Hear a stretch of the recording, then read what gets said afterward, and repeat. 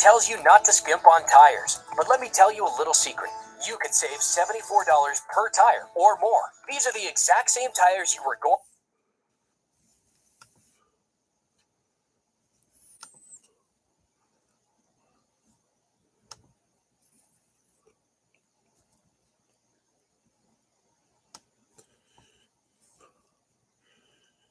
Oof.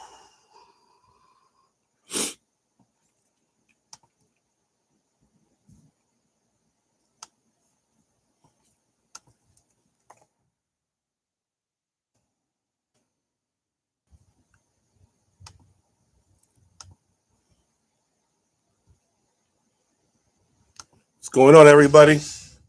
How's everyone doing? What's happening?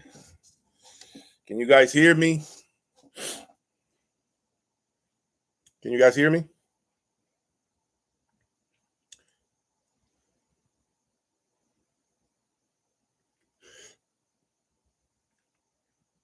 Perfect, guys. Perfect.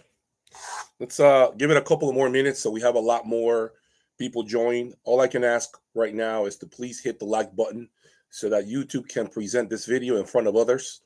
So if you are right now in this room, hit the like button, please.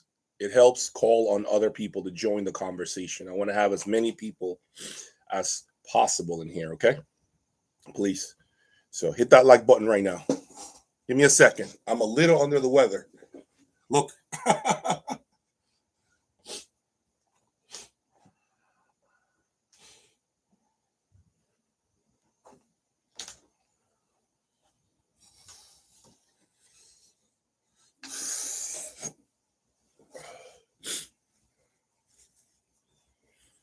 All right, guys, let's hit that like button. Thank you, everyone that's give me a second. I'm gonna see if I can put it on the Audio Shark. 1 second, guys.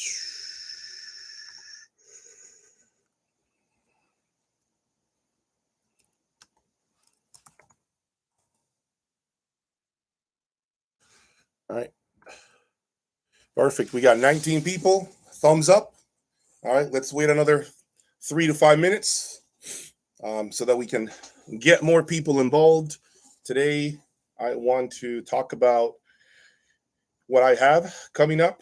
And of course, I want to give an opportunity to you guys to ask questions. As always, those of you who donate to the channel will take priority as far as be answering your questions right away. So if you are in the mood to donate to the channel, all you have to do is hit that $sign on the chat. So when you open the chat on the right side, right below the conversation, you're going to see a $sign. All you have to do is click it and you send your donation and ask a question. Those questions that are coming from you guys who are donating to the channel get highlighted, by the way. So I see them right away. Okay, so you don't have to. I'm just saying, if you feel like donating to the channel, I can definitely say that I would really appreciate it, but it is not an expectation, okay? So I just want to make sure. Now, if you're a person that perhaps just wants a couple of answers, I highly urge you to donate so that I can get to answer your questions right away and you can continue with your day. You don't even have to waste more time being here with me or anything like that, okay? So if there are any questions you need immediately answer, if you are in the middle of buying something, you want my opinion, donate so that I can see your question right away, highlight it, and I can address it. And that way you can continue on with your day, okay? Hit the like button, guys. Let's get those likes up, please, so that we can call on more people, okay, to join this chat. I want to have as many people as possible in here. Excuse me.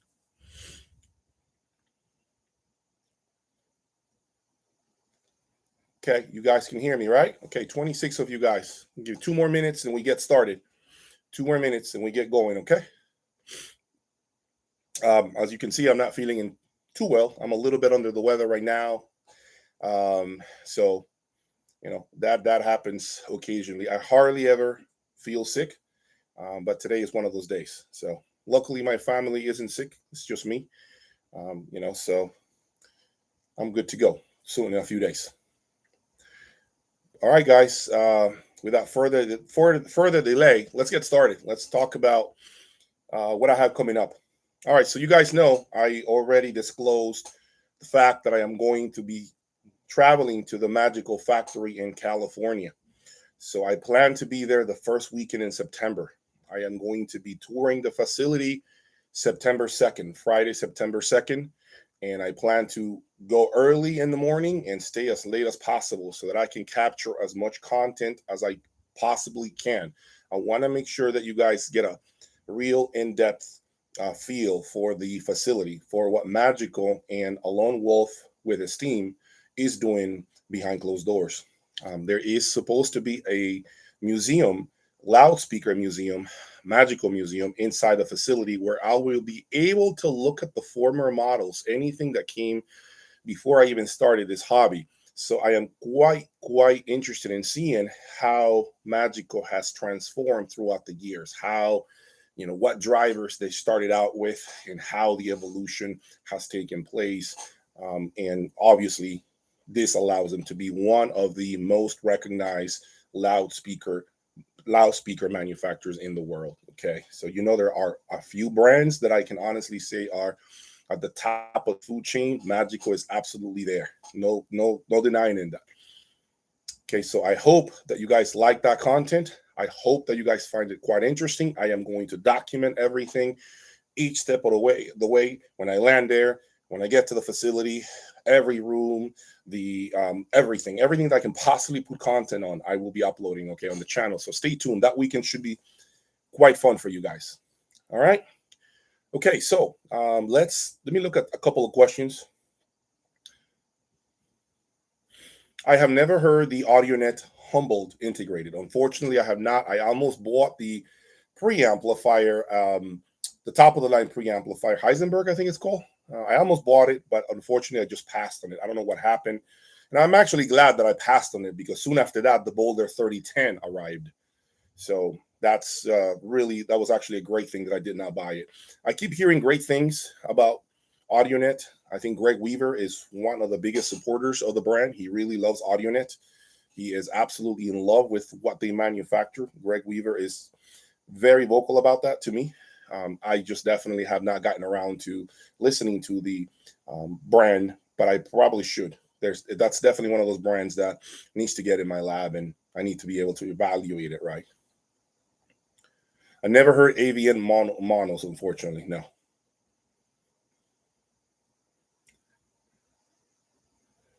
I have never played that Hardest Drum by Beck. Never played it. Am I going to try the MSB Digital Director? Guys, so there is conversations with MSB. There is absolute interest on my behalf with regards to this piece. The MSB Director is definitely on my radar, but it is very pricey. So given the amount of money that it is, I have requested an evaluation prior to committing to purchase this piece. Okay, so I think it will happen. I spoke very briefly to Vince over at MSB. I think he said that we're going to start building them this month or next month, maybe. So they're not shipping out yet.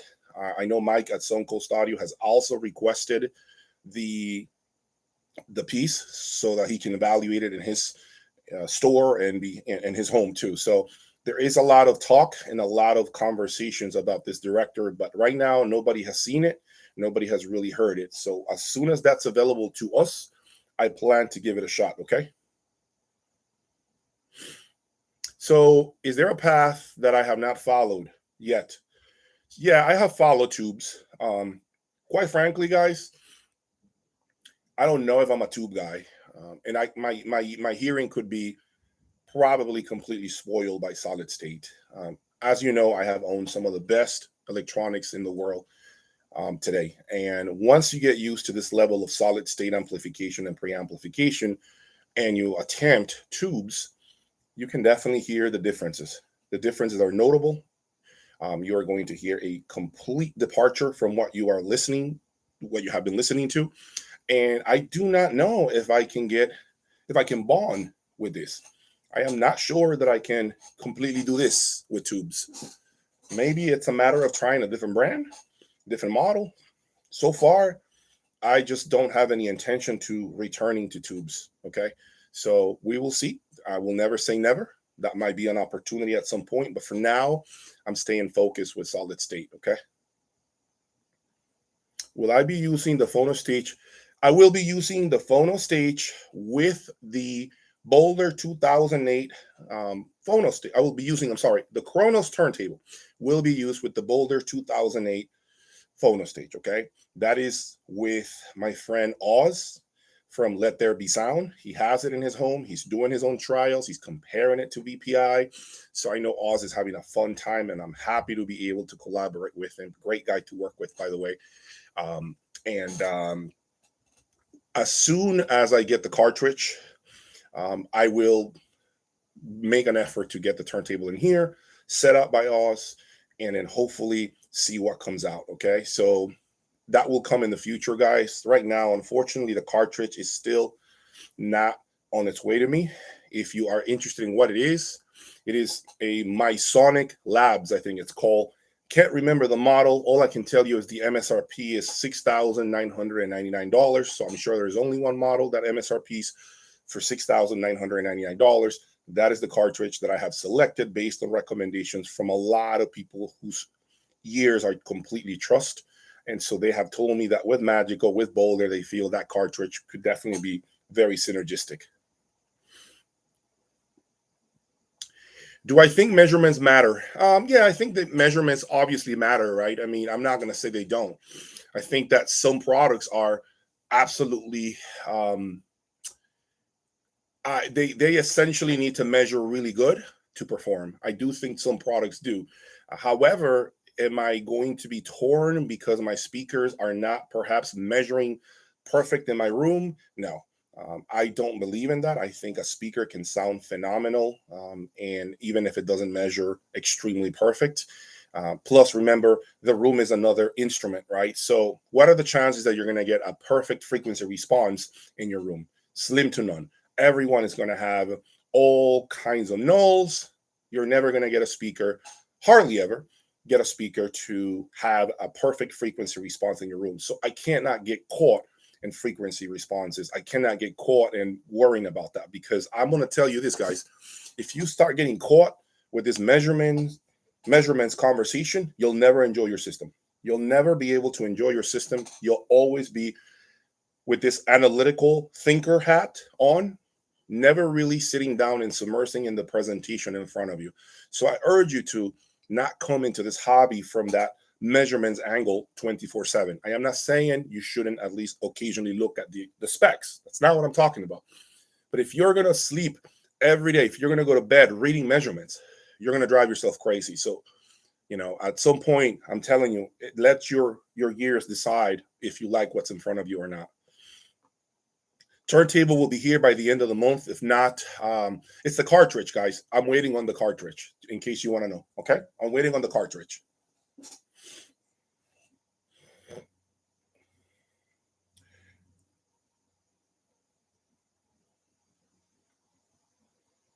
I don't have any experience with legacy audio speakers, unfortunately. The Apex, I got confirmation from my local Griffin dealer, John. He texted me maybe a week ago, maybe 2 weeks ago, saying that the Apex would be with him in about 2 weeks. So I am expecting for him to have this piece by the end of this month, August. So I don't see, unless there are some shipping delays or something, I believe John will have the Apex, and then him and I are going to coordinate as far as when he can bring it, or I can go pick it up, figure out the logistics to bring it in here and sit with it for hopefully a few weeks, so that I can evaluate this level of amplification. I do expect this amplifier to be a serious component. $100,000 weighing in 450 pounds. This is not for those that, this is not a toy to play with. This is a serious component. This needs to be taken seriously. Okay, so I will do the biggest effort. I will make the biggest effort to make sure that this amplifier is properly set up. I will place it on one of my ARTESANIA audio stands. I will do everything it takes to make sure it's set up for success. So that will come hopefully next month. Okay, so probably the turntable will be first, and then after that, the Griffin Apex.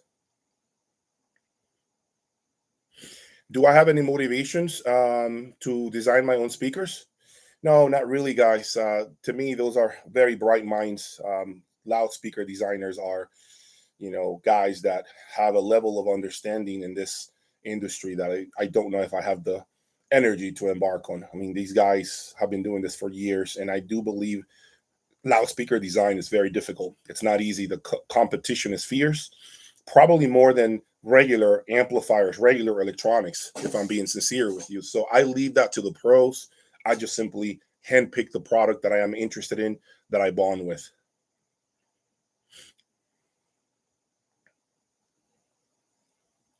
I typically buy my gear used. Occasionally, I do find new components, and of course, on my website, which will be soon released, I will have everything that is for sale in the room listed on my website. Okay. I know I haven't released it, guys. I've been so overwhelmed with work, my 9 to 5, that I have been struggling to continue to upload videos in the members only section. Right now, what's slowing me down is the members only section of the website. That's really what's kind of not allowing me to open up the doors for you guys to walk in and check out my site. But it is being worked on, and I will have 3 different tier groups. A lot of interesting stuff, guys. Best list of best amplifiers, the rankings of my preamplifiers, rankings of my speakers, the list of the worst components I've ever had, things that I may not have ever talked about online. So you guys are going to have a nice one-stop website where you can find everything that I have ever owned. You're not going to have to go to different websites. I want you guys to find everything you need on my site. Essentially, my goal is to create a website so well designed that you can have all the information you need with anything I've owned. You can have my opinion on the rankings, what I think is best, what I think is worst. I want to have content that you guys cannot see here on YouTube. I want to have opinions behind closed doors about a particular product that maybe never made it to the channel. You guys will get to see things that the regular end user cannot see, right? Because as you guys know, being on YouTube, it's public content. But when you put it under the members only section, those people are really interested in finding out my opinion about something. They're willing to pay for that content. So it's not the same. It's different. Okay. So in that platform, I can post whatever I want. The videos will not have any commercials. You will get to see, like this last video that I just released that you guys saw. That video, you guys, about the why this system behind me is the best system I've had. That video, you guys would have seen it last week if you were a member of my website once that launches. So that's the type of stuff you guys will get to see and enjoy. So stay tuned. The website is coming around. I hope to have it. I hope to launch it real soon. Okay, it's just been very difficult right now with my regular duties. Do I plan to upgrade my Magical speakers? To be honest with you, I haven't really thought about per se to upgrade my S7s. I think they do so many things right. They have been completely transformational for the presentation that I get in the room, for the type of sound, for the type of sound that really fills me up. And it's sad that I couldn't do this with the M6. So, the M6 is always going to be that obscure child left out in the open that I never really had the opportunity to connect with. At that point in time, I did not have a lot of great electronics. I didn't have a lot of access to great electronics. I think the market was very dry at that point in time. And so then the opportunity came about to try Wilson Audio XLF, and then the rest is history. But now I'm back to Magical. I hope that if there is a product that Magical is releasing, maybe that piques my interest to perhaps even try a new Magical speaker at some point. Or maybe not. Maybe I try a different brand. It's very difficult to predict the future in my lab. A lot of times, my journey is dictated by what is available to me. I work with a lot of great dealers. I work with a lot of great people who facilitate product to me. This is why I have access to a lot of great electronics, because a lot of dealers who at times may take a trade or two and they need to be liquid, they don't have the time to be listing product. They don't have the staff to be dealing with other websites. They don't have the time to be shipping stuff. They don't have the time to deal with difficult customers. So that's where I come in. We strike up a deal, and the product and the money is on its way to them.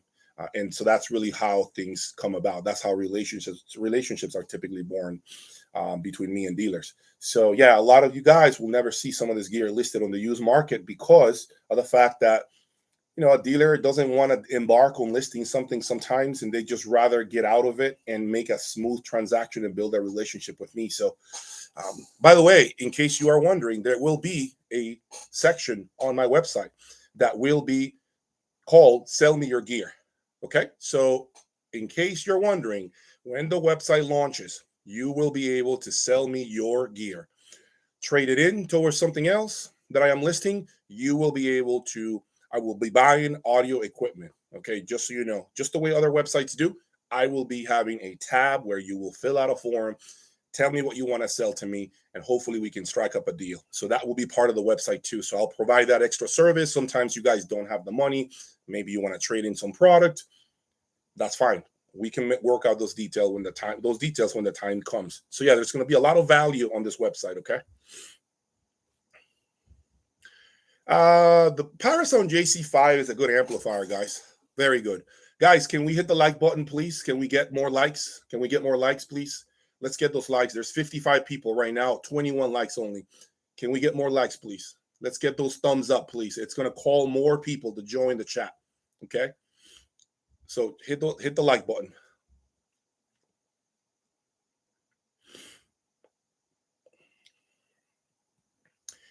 So I can't really comment on the render versus Takeo. I think that's probably going to be private content in the website. You know, both of them are great at a high level. What I can tell you about both, amazing music servers. You would not be disappointed with either music server. Absolutely not. To me, those are the two top music servers in the world. Maybe there's something better. I just have never owned it. But in my opinion, those are the two best music servers in the world. The Takeo Extreme and the Render N30 SA. Parasound JC5s are great amplifiers. Really good amplifiers. Amazing amplifiers, okay? So for the money, it's a great amplifier. Can't really say anything bad about it. It's a really good product. I think, you know, this new generation, when I had the JC1 Pluses, they were very impressive. The JC1 has been notorious for having amazing bass control, and the JC1 Plus is no different. It's actually even better. So I do think the JC5s is a good amplifier. I wouldn't knock it.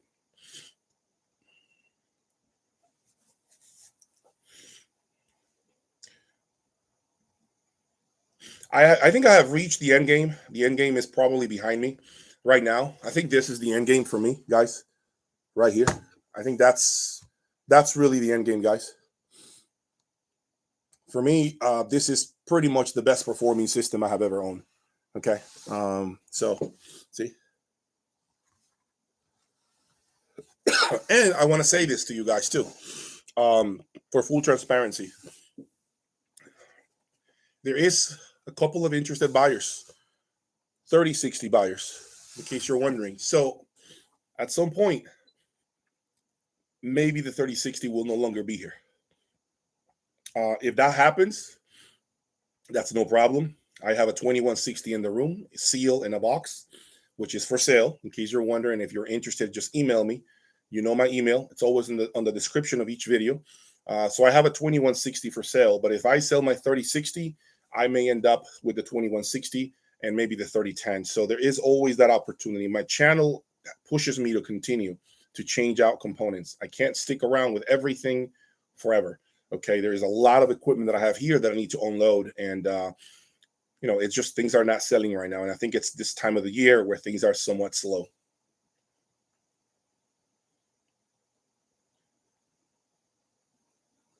No, I'm not contemplating any Krell amplifiers of any kind right now. Unfortunately, no.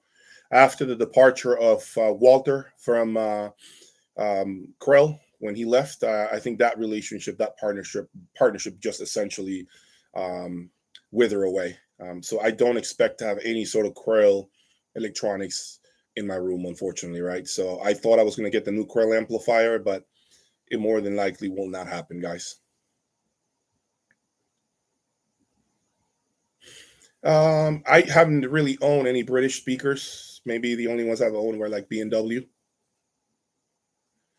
If you give me $1 million, can I put together the world's best system? I mean, I don't know. That would be my best system, right? That would be an opinion of mine. It doesn't mean you're going to like it. As I mentioned on the last video, guys, remember one thing. This is what I think is the best system. But I would not be angry if you guys found a different system of mine throughout my journey that you vibe with even more. That's totally fine. You know, at the end of the day, this is a subjective hobby, and I am not forcing you guys to like what I like. That is not what I'm here to do. I simply am telling you from all the different versions that I have had in here, this to me is the system that does everything to my liking. No experience with YBA amplifiers. Brand that works best with the Focal Stella Utopia, Boulder. No reason, no surprise there, Boulder.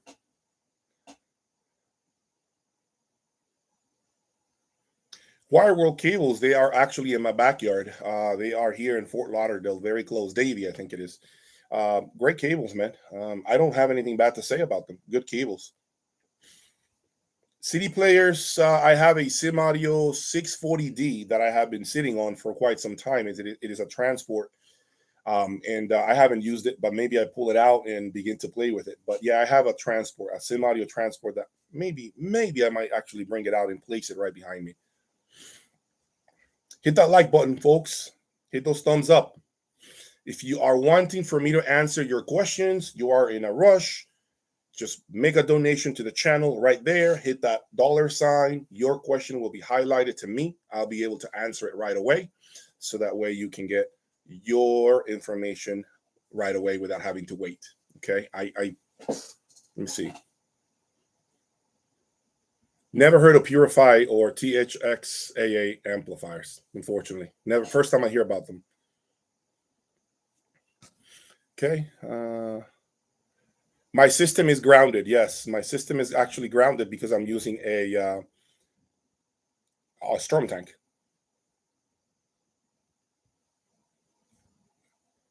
Okay, what else?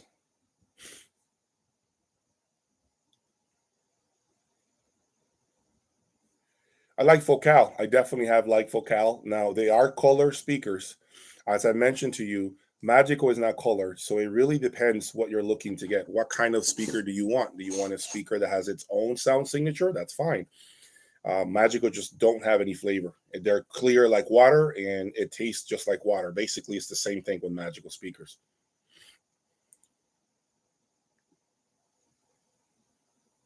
I have never heard of the Yeti Gold Zero Power Station. Unfortunately, I have no experience with it, so I could not recommend it. I heard differences, by the way, guys, between DSD and streaming. I will tell you this, guys. The streaming conversation is very tough. I believe DSD, at times, depending on the recording, will be better than streaming. And other times, I think streaming is better. So I don't think that one thing is better than the other. I really think it depends on the recording you're playing. So I think it's the same with vinyl. We can't really say for sure that DSD local files will always be 100% better, because I can tell you I have some DSD files right now that don't sound anywhere near close to the streaming version. So it's not always the case. Okay. Sometimes I do find Cobus songs that sound better than my DSD files. So not all the time. Okay. It's not a guaranteed for sure thing that DSD will always be better than streaming. B&W speakers are great speakers, man. I mean, you know, they're doing great things. The new series is the D4. I think it's a great speaker line. Great. I think it has a great price point. Mike at Sunco Stadio keeps raving about it. I know he's a dealer for it, but he keeps telling me that for the money, it is very tough to beat the B&W 801 D4s with the matching subs. He keeps telling me those speakers with those subs are phenomenal.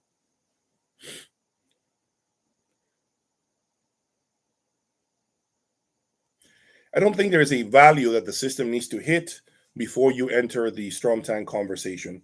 I believe the STROMTANK, if you can afford it, should be inserted in any system. However, I understand that it doesn't make sense to put a $15,000 S1000 STROMTANK if your system is worth $7,500. So I understand that. But I think once you hit approximately, and again, this is just a number, a random number. I would say once your system is approximately 30K, you should really contemplate a STROMTANK. I think it's just going to do more things for your system than if you kept buying other components or other cables.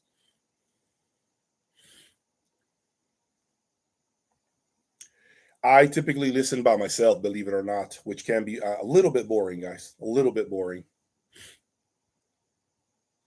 I do not have any experience, Carlos, with Totem metal V2 speakers, unfortunately. All right, guys, hit that like button, hit that thumbs up button, please. Let's get those thumbs up so that we can get more people in here to join us on this beautiful Saturday afternoon here in the sunshine state of Florida. Damn it. Hit that like button, guys, please. It helps. Okay. Another thing I wanted to say is that today I plan to release a video. I hope today or tomorrow, depending on how I feel. I remove the transparent Opus speaker cables, and I added Griffin Vanta speaker cables 3 days ago, and they have been playing for about 3 days in a row. So they are fully settled, and I want you guys to give me your opinion in the comment section of this video that will hopefully release today and tomorrow. I want you guys to tell me if you prefer it, if you like that presentation better or not so much.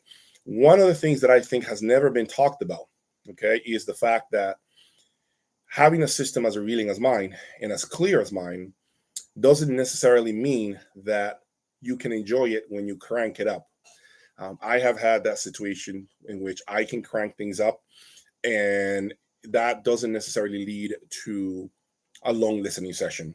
However, that said, I find myself listening at lower volume levels and enjoying the presentation even more, which I think is quite valuable. You don't have to completely destroy your eardrums listening at loud volumes to get the most out of your system. You can listen to my system at moderate to low volumes and you get everything out of it. Of course, bass is dependent on the volume that you have, right? So bass needs volume to be deeper for you to feel it. So we know that. So the bass is obviously in direct proportion to the volume level that you're listening at. But I think my system at low to moderate volume is unbeatable at least from my experience with previous systems. But once I crank it up, as I mentioned to you, those listening sessions are short-lived. So I'm almost saying something that may sound a little confusing, but I'll put it out there. I feel like if you take back some of this extreme clarity, just a couple of notches back, that allows you to listen a little louder. That allows you to crank it up a little louder and not pay dividends for it, not get punished for it. I have noticed that when the presentation is a little more calm, perhaps not as crazy revealing, if you achieve a perfect balance when it comes to detail and resolution, that would allow you to crank things up even more. But if you have a lot of resolution, a lot of clarity, I just don't feel like the system is as enjoyable when you crank it up. I think the system is amazing at lower volumes to moderate volume levels. So it's food for thought. I actually own the Golden Ear Triton reference. Good speakers for the money, man. Good speaker. I think it's Sandy Groves, I think is his name. I think he does phenomenal things for the money with that line. STROMTANK handles everything except amplifiers, okay? That's not going to handle a Boulder 3060. If you want to plug in a 3060 into a device, you need to get an 18-wheeler at your local, and here in Florida, it's called Florida Power and Light, your local electric company provider. Buy an 18-wheeler, diesel 18-wheeler with generators. Then you can go ahead and take the 3060 off the grid. 3060 is not an amplifier that you can take off the grid, unfortunately. But you can buy an 18-wheeler and put it outside your house and turn it on and then connect it to a generator.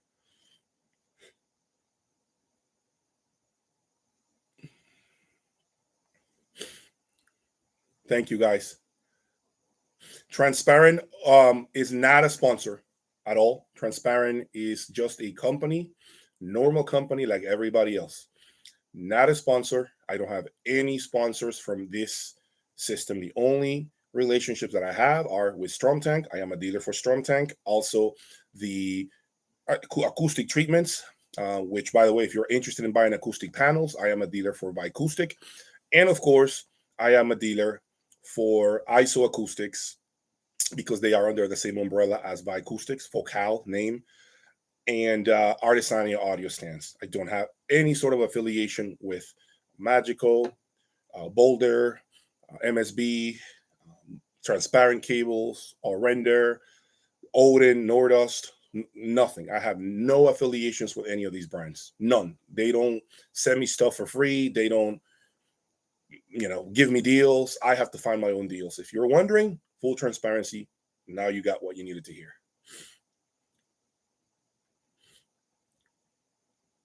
I've never tried a benchmark ABH2. Never tried it, guys. Unfortunately, never tried it. Thank you guys for liking my videos. In case you haven't noticed, my videos are getting a little more of a professional touch to them. I am working with a video editor, so I want to give him kudos. He's in Hawaii. If you notice the last few videos, we got a nice intro flowing nowadays. We got nice, special effects flowing. That's not me. It's actually a video editor that I have hired to do these types of videos for me, to help me edit the videos. So hopefully you guys are appreciative of that added touch, okay? All you can do is subscribe to the channel, guys. All you can do is subscribe and like the videos. That's the only help I ask of you, nothing else. I will do the rest of the legwork. I will do everything I need to do here to give you guys quality content. All I ask is hit the like button and subscribe. Nothing else. I ask of nothing else from you guys. That's all I want you guys to do for me. That's the best help you can give me. Thank you. I'm glad, Sylvia, you've learned a lot. So no, I actually don't hear a difference. I do not hear a difference between the sockets of the STROMTANK. I do not know. They all sound the same, at least to me right now.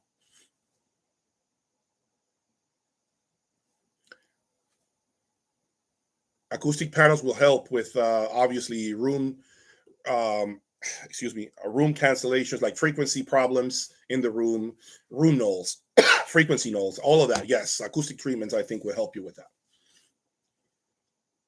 My room is used as a home theater approximately 30% of the time each week. We were just watching a great movie yesterday. Today we're going to watch the new Predator movie on Hulu, which is supposed to be good. So for now, I'm literally just walking into the room to shoot content for you guys, show you how the system changes when I change a component, and then I shut it down, and then at night I'm watching movies right now. I'm in the mood to watch movies right now. I also want to leave my years pretty fresh before I travel to the Magical Factory, so I want to get there with my hearing pretty fresh for at least a week or so that I am ready to go and really submerge with the Magical M9s, which are $750,000. That makes the most expensive speaker that I have ever been in front of, okay? I have never even seen a speaker of that kind of coin. So I'm absolutely honored to be able to hear the Magical M9s. I plan to record as much as I can and give you guys all that footage. Hopefully you guys can, have an idea of how that system sounds. But that room in that Magical Factory, I know, is phenomenal. I know absolutely no shortcuts whatsoever. It's one of the things that, a lone wolf is about. There's no shortcuts. He is that personality. There's no bullshit. There's no shortcuts. There's no beating around the bush. That room is, all his T's are crossed and he's got all his I's dotted. This guy is, when it comes to that, I got to give him those props. Okay. And I get that feedback from a lot of people in the industry. So I'm absolutely honored to be able to also interview him and have a one-on-one conversation the way he's never been seen before on YouTube. So you guys will get that content here, only here at Jay's Audio Lab. Okay. So I hope you guys really appreciate that. This is kind of the new stuff that I want to do for the channel, because I'm getting a little, I would say I'm getting cabin fever somewhat. So I want to get out there and hear systems that are better than mine. I want to get out there, okay, and hear systems that are better than mine. Smoky Screen, thank you for the donation. Much appreciated. A good server makes a massive difference, Smoky Screen. Absolutely massive difference. When I hear, now I'll say this to you, With my MSB Select 2, there is a difference, but I think the MSB Select 2 is so good that I can understand why someone would not have a music server at all. But other DACs that I've owned, the music server, think of it as it gets the music in from your network. Think of it as it cleanses it. It gets the nastiness out. It separates it. It preheats the oven in the kitchen so that all you have to do, the DAC all it has to do is put the food inside the oven and it's done. Like 30 minutes later, it's done. That is what a music server does. It makes the DAC work a hell of a lot less. Plus, it is, I think, far superior than most DACs at doing exactly that. So a music server is absolutely 100% recommended by me. If you are doing digital, you must, in my opinion, have a music server. And I don't mean a laptop somewhere. No, that's not what I'm talking about. Get an All-Render, a Takeo Extreme, whatever music server you like. You got to get a music server. Absolutely crucial if you are doing streaming. And if you're doing local files too. I mean, a music server is just a computer that's absolutely dedicated to audio. Everything inside that music server is tuned for optimal audio performance. I have never tried the transparent USB cable, and as a matter of fact, I was thinking about bringing a transparent USB cable.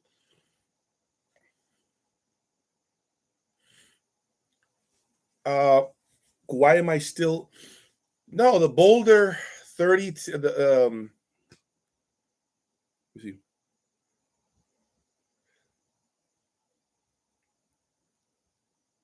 So why do I think, I don't know, it's a very interesting thing that we never talk about the health of our hearing, our ears, right? Earwax. I don't know why, but, that's something to really, I think it's an interesting topic about the health of our hearing. I have a little bit of ear ringing, but I think all of us audiophiles have a little bit of that. I think every single audiophile that I communicate with has at least a slight ringing in his ears. At least I'd say 90% of the audiophiles that I communicate with have a slight ringing in their ears. Slight. I'm not saying a lot, but slight. And I have a little bit. But I think it's just, it's like anything else. If you're in front of music for years, I just try to manage the volume now that I'm older. So now I'm a lot more understanding that I want to save my hearing and I want to be more proactive about keeping it healthy. I no longer wear like headphones at the gym as I used to work out. Now I am trying to just not even do that. So I am strictly keeping my ears away from headphones, and I only put him to work when I'm in front of my systems in here. Henrik, I already spoke about the Griffin Apex. When this live stream ends, you can circle back to this live stream and you'll see what I said about the Apex.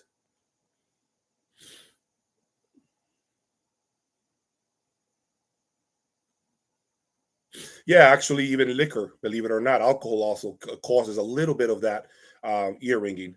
If I drink a little bit of liquor, I'll hear, like after I get a little buzzed, I'll hear one of my ears will go, "Eing!" I'll hear the ringing, and then it goes away, but I'll hear it. So alcohol does that. Sometimes it triggers a little bit of the ear ringing.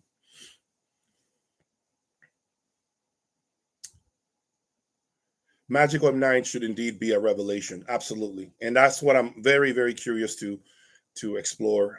There is conversation too of me going to visit Greg Weaver in his home so I can get a taste of his system. I mean, as you know, his system is, next level, right? So I'm interested in hearing systems of this caliber, like the magical system at the factory and Greg Weaver's system. I'm interested in hearing and being in front of systems like this because I want to understand what these people go through to really improve on what I have here. Like, what is it that I have to follow? What do I need to do to bring my system to a whole new level? So I'm quite excited to be in front of, some of the best systems in the world. Hopefully I can come over to Greg's house at some point later in the year and make that a reality. But there's still like no plan. It's just conversation right now at this point. Stands make a massive difference.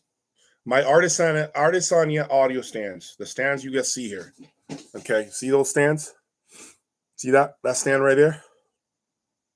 Okay, that stand right there. That's a $9,000 stand. Okay, that stand makes a huge difference on the Boulder 3010. Huge difference. Absolutely cleans up the sound. It makes it clearer. It makes it more three-dimensional. It makes it almost as if someone went in and completely deleted all the rough edges around the music. It's incredible what that does. Absolutely recommend a stand 100%.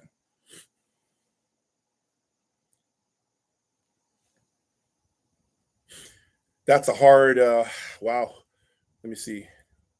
I don't have any experience with Area Surat. I know there's a lot of conversation online about that brand. I don't have an opinion, to be honest with you. They have never contacted me either to see if they can put product on my door so that I can listen to it. But I would be open to it, sure. I mean, I know there's a lot of conversation, and if there wasn't a need and they wanted to expose the product more, I would be more than happy to listen to it, But I don't have an opinion on it, to be honest with you. I hear things around the net, but don't have my own opinion. I don't have any experience with TAD speakers. Yes, I think magical speakers can be placed closer to the wall because the speakers seal. It's not supposed to interact a lot with your room and your walls either. So the speaker is a sealed cabinet, and you get to hear frequencies that sometimes are more difficult to get from a ported design. I've heard about the MoFi vinyl problem and the lawsuit. I think OCD Mikey just posted a video about that, just talking about the lawsuit and how they have been deceiving people. And it's an interesting conversation. I don't know what to think of it because I really haven't been involved with vinyl, but I know they are getting they're getting spanked. I know right now in court, so it's interesting. I'll be sure to follow that conversation to see what comes out of it.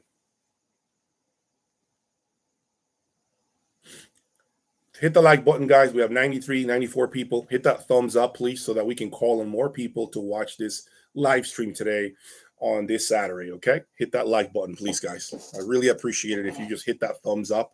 If you want to make a donation to the channel, hit that $sign under the chat area, and that will allow me to see your question. If you have a question, make a donation. If you want that question answered, just make a donation, and I'll answer it right away, okay?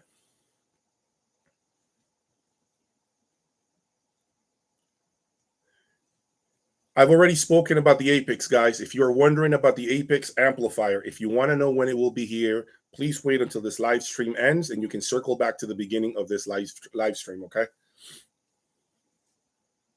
Yeah, there's definitely a difference between playing streaming and playing HD files. Absolutely, there is a difference. I feel like local files tend to have a fuller presentation. I feel like there is just a lot more meat on the bones with local files.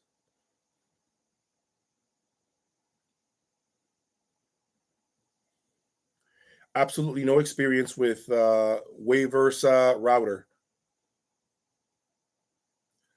No, you cannot use multiple preamps. Let me see. So yeah, I've been talking about the fact that my room right now, the bass. So the speakers are there playing music, right? So you're listening to a song. All of a sudden, you hear the bass crawling and just forming itself in the room, and then it begins to rumble. The room rumbles, and you're like, "Where did that come from?" And then it just evaporates. So that's something that I have never experienced with any other speaker. I feel like the seal cabinet, it's what's allowing for that. I get to feel the bass just enter, present itself, and then just evaporates immediately. There's no overhang. There's no overhang. There's no extended bass that shouldn't even be part of the music. Does that make sense? I think that's what those speakers are giving me right now. You see what else you guys have? What other questions? Okay. So OCD Mikey and I are talking. He has intention. He told me he wants to come around Christmas. So let's see if OCD Mikey can come around Christmas so we can do another collaboration video.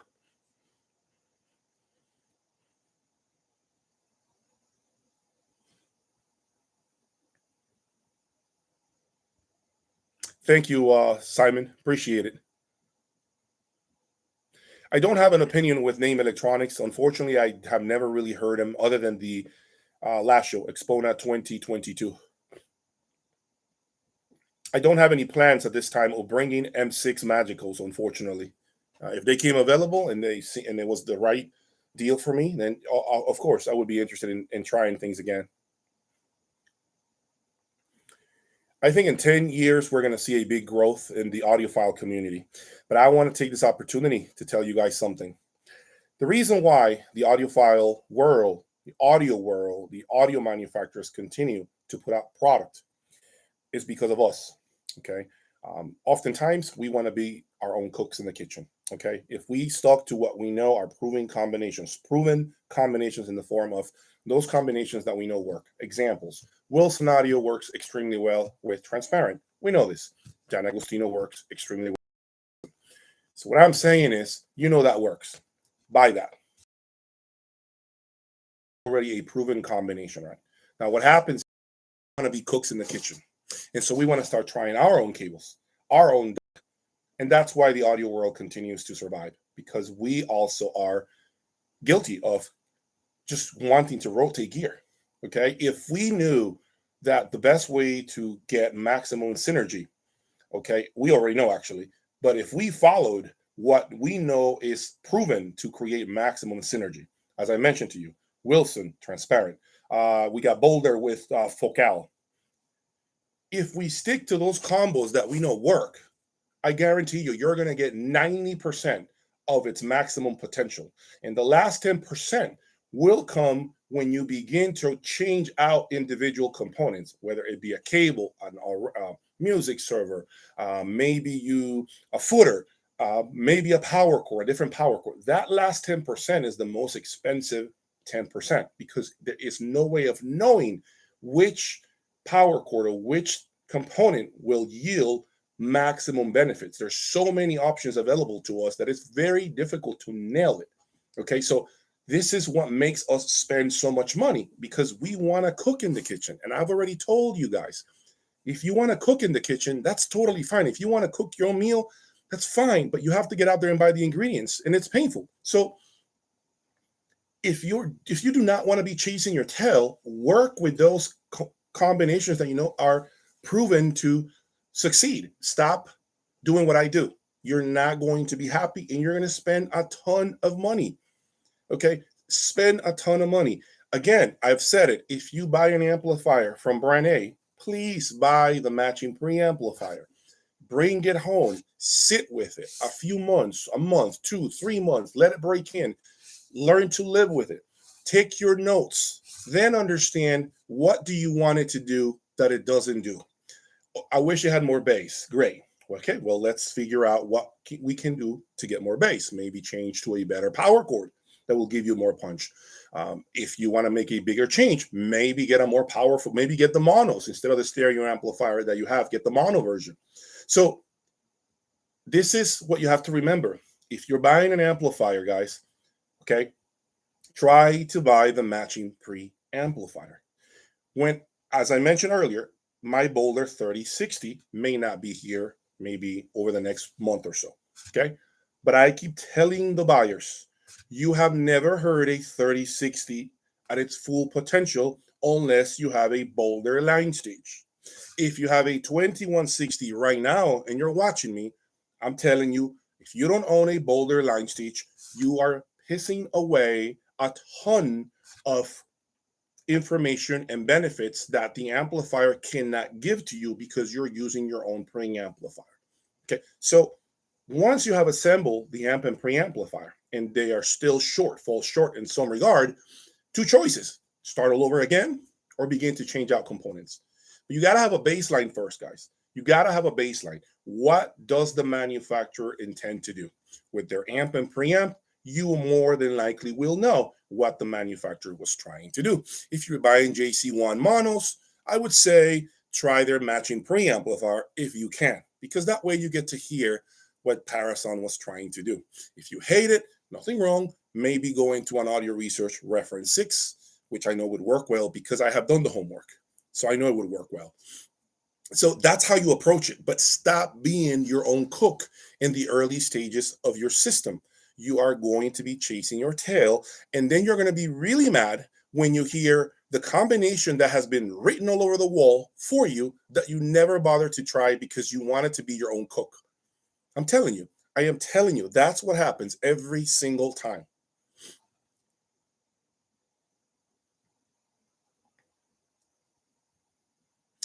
I don't have any experience with in acoustic cables right now. No, love to, but no. I am using the Render music server right now. For MSB DACs, I don't even recommend power cords. I recommend a STROMTANK. The STROMTANK, behind closed doors, has been the best power conditioner that an MSB has ever been plugged into. Okay? If you want to know it, you hear it. You're hearing it from me right now. Do you own an MSB DAC right now? The best performance out of an MSB DAC is through a STROMTANK. I'm telling you, this is confidential information I'm giving you. You want to hear the MSB sound the best? You got to have a STROMTANK. No questions about it. I'm telling you, if you do not have a STROMTANK and you have an MSB DAC, you haven't even heard your MSB DAC sound its best. I promise you.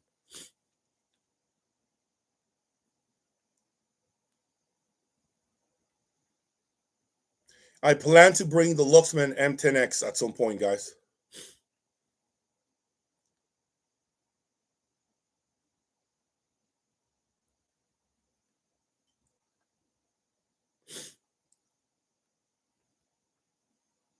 So what else? Let me see, guys.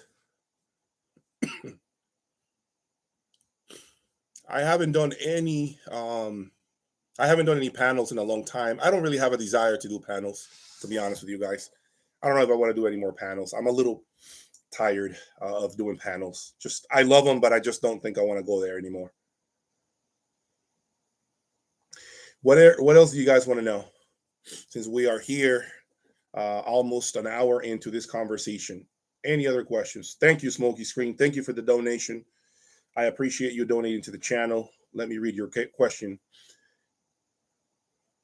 Ref 6 for versus the Ref 6 SE. I think the upgrade was like $2,500 to turn a Ref 6 into a Ref 6 SE. Maybe it's more now because of COVID and everything that's happened, right? So maybe it might be a little more. I would say the 6 for the money is a great preamplifier, but I'd say the Ref 6 SE, in my opinion, is better, even better than the Ref 10. I think the Ref 6 SE to me has more speed than the Ref 10.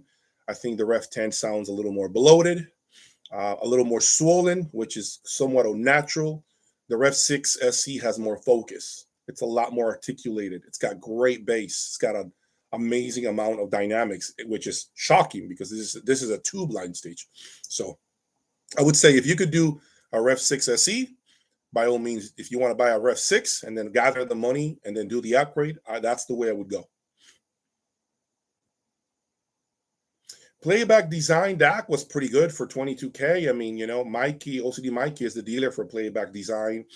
I don't have anything against it, and I'm not here to, obviously talk negative about any products that another man is trying to sell. I'm only talking about my experience from inside the lab. So my experience with Playback Design was only when Mikey was here, and I thought it was great. I have heard the classic Delta Monos. I think they're great amplifiers. I almost bought a pair of Delta Monos about 3 months ago, but unfortunately we couldn't close the deal. My setup works quite well with all types of music. The only issue is that you have to control the volume level, because if the music sucks and you crank it up too much, it gets a little edgy. And that is because, let's remember, music from the 80s wasn't the best recording, right? The recordings were not very great. So it depends on the recording, but my system can do pretty much any kind of recordings right now. It's not just a certain type of music. Everything you can throw at it, it'll play just fine. When I am contacted for a consultation, the top 3 questions that people ask me are, number 1, they're interested in buying a power amplifier. Is the amplifier going to work with our current speakers and electronics? Another one they ask me all the time is the DACs, the differences between the DCS and the MSB, which one would be better suited for their particular needs. And another one would be speakers. They want to know if a certain speaker is going to be too big for the room, too small for the room, what kind of sound the speaker has. So, and those are the main three areas that people ask me about, right? Because I've had a lot of experience with multiple items, and they may have seen the product they want to buy on my channel. They are curious so that I can compare, hey, how is this speaker against the speaker in your room? And so I go into depth or into details and to be sure that I articulate these things for them.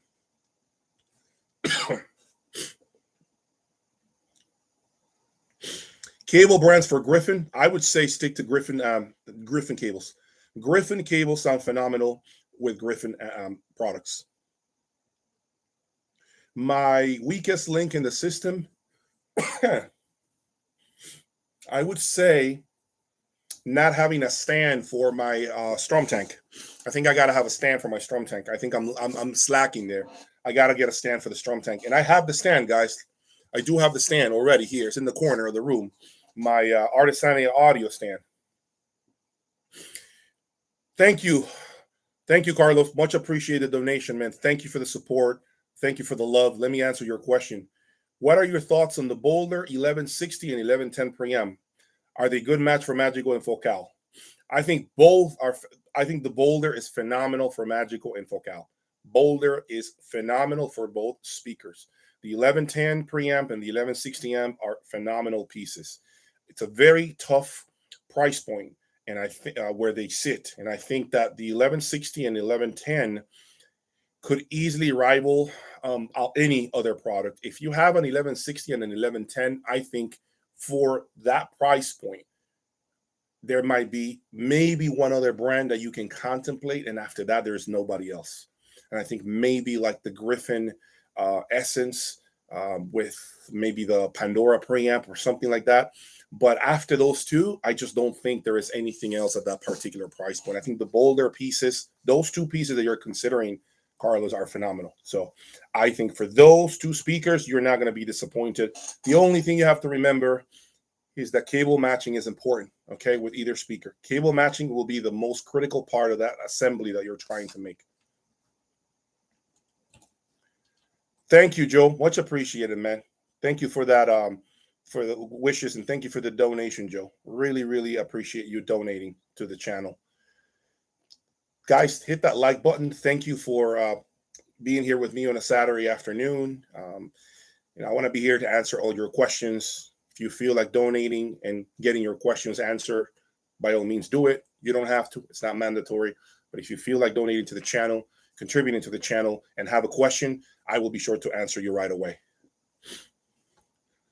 I don't really have an opinion of ATC speakers. I never heard them. Never heard the Primaire 35.2 monos. At this time, I haven't. I am getting approached, guys, by a lot of people, by a lot of brands who want to put product in my room. For full transparency, if you are wondering, am I getting approached? Yes, I'm getting approached by different brands. Some of these brands are basically hiding behind the bushes right now. They're newcomers, okay? And they are wanting to essentially put their product here, okay? But I am not going to put any product on my main YouTube channel if I don't believe it. So I bring a product in here, I evaluate it behind closed doors, they pay the shipping, I sit with it, I listen to it. If I feel that there is still more work to be done, I'll make sure to communicate that to the brand and amicably, say next time, right? So I send it back, they take it back to the drawing board, and if they want to take my feedback, great. If they don't feel like it, that's respected too, So, but I do get a lot of brands that are wanting to put their product on my channel. The problem is that I don't want to put something I don't believe in, okay? So I'm not going to do that to you guys. And unfortunately, some of them have been impressive, some of them not so much, okay? So I do want to tell you, I have full control of what you guys see on the channel. On my members only section from my website, I will add some commentary about any other product that has never made it to this YouTube channel. So once my website launches, you guys will be hopefully members. Hopefully you guys join a membership tier group. And there I will have opinions on everything that may have been through my lab that I never displayed on the main YouTube channel. Okay.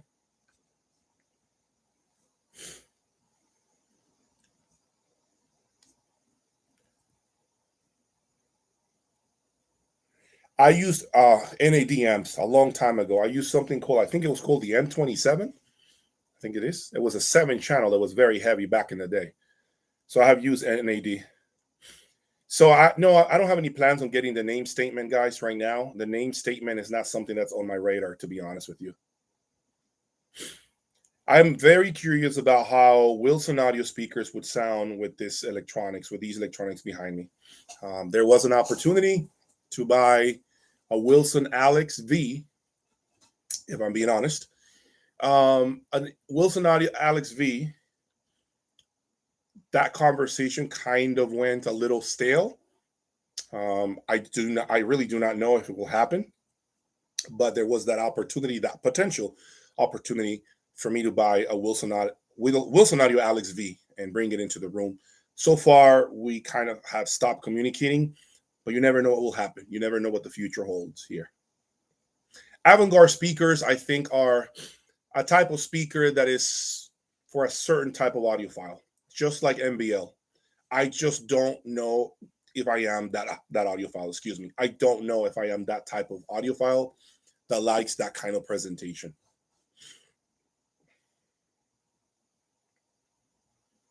I do not know of any Spirit brand, no.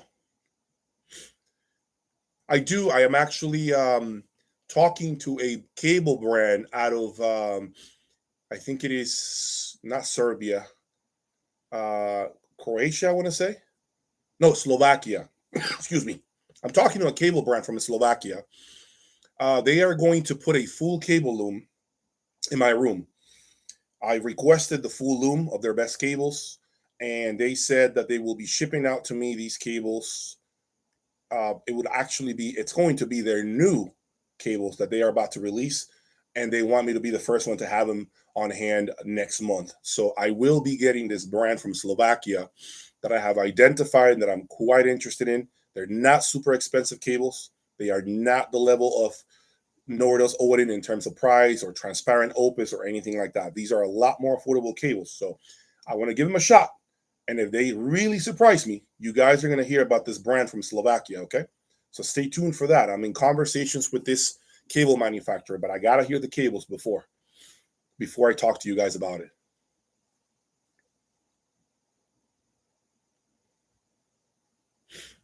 Yeah, I like the Audio Vector R3 at the show. I thought it was a great, clear sounding speaker. I do feel always tempted for any of these brands that impress me, right? Whose models, entry-level models, impress me. I'm always curious about their top-end models. Absolutely, always get very curious about trying the best products they make and see how I like them. So the Luxman 900U continues to be a great amplifier. If you're looking for a very good amplifier, I still would say the Luxman 900U is a great amplifier. The 900U, in my opinion, just because it is discontinued doesn't make it a bad amplifier. It will continue to be probably one of the greatest amplifiers ever developed by Luxman. If you are looking for that amplifier, I would suggest that you stick to the matching preamplifier because I think maximum synergy occurs when those two are put together.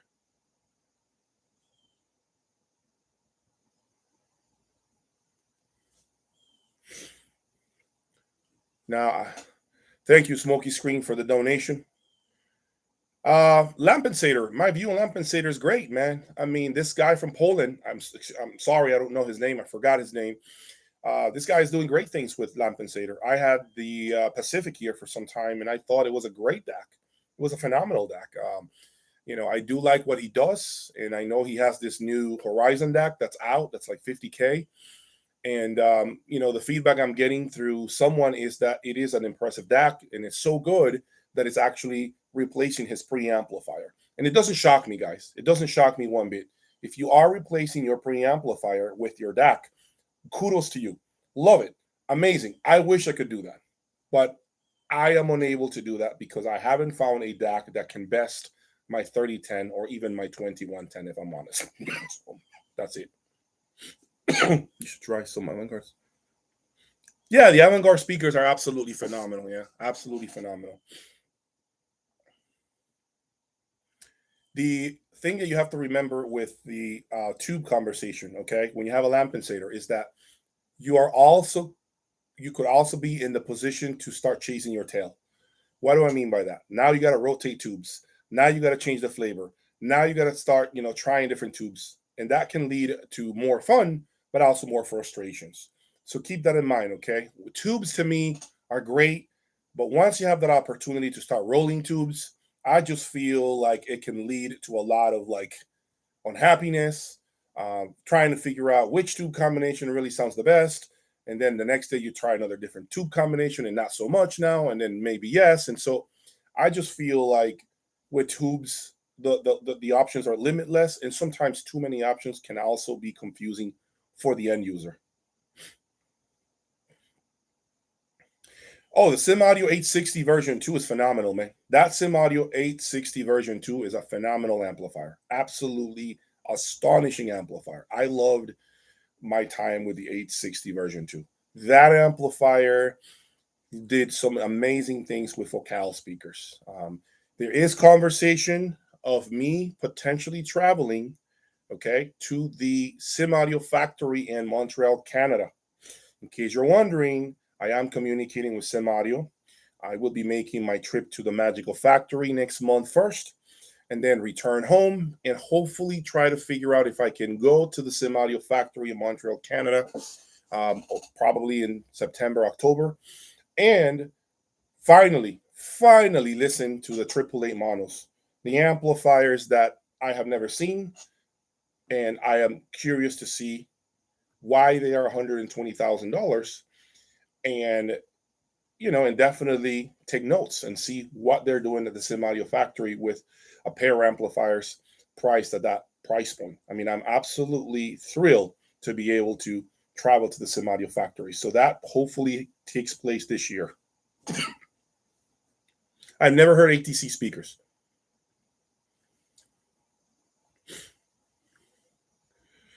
No, the Artesania audio dampers are just a weight on top that demagnetizes the device.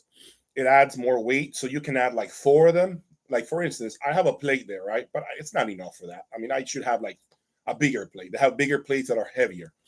What that does is just allows for the top chassis to not vibrate, and it demagnetizes the chassis, so it has the ability to think of it as clean up any sort of vibration, any sort of interference that might be lingering near the component. It absorbs it all.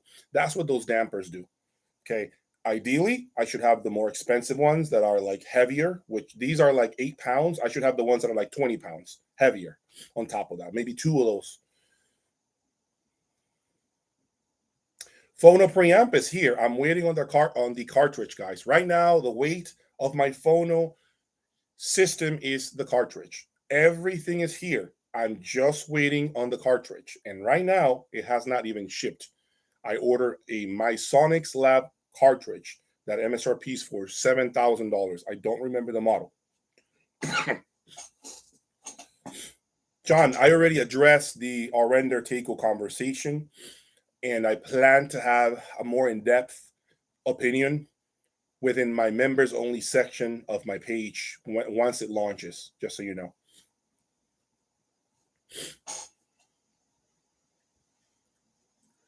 Vinberg speakers at Expona, that brand from Tidal, Vinberg was amazing. I thought it was a great sounding speaker. It had a lot of great attributes that I normally like in a speaker. But to be honest with you, there was a point in time in which I wanted to buy that speaker, but I couldn't get the distributor to put a pair at my door. It was a little difficult. The conversation wasn't flowing naturally. And so I wasn't able to try the speakers. One thing you guys have to remember, okay? Some distributors are amazing to deal with. Some distributors will go out of their way to send you a product and to let you listen to it. Some other distributors are more like, nah, I'm not doing anything. I'm not lifting a finger. I'm not interested.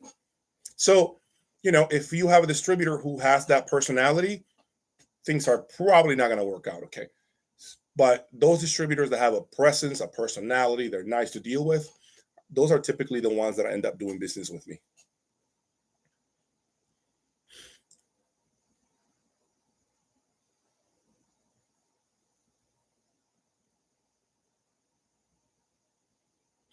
I've never had anything with Accuton diamonds.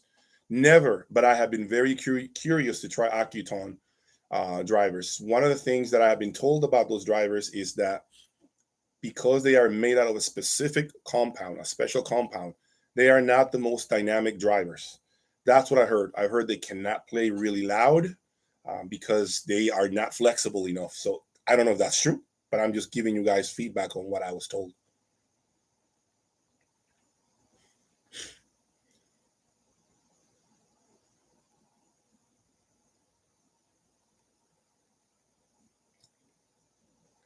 Yes, it is very important to match the amplifier and preamplifier. I've said this before, Aaron, on the beginning stages of my video.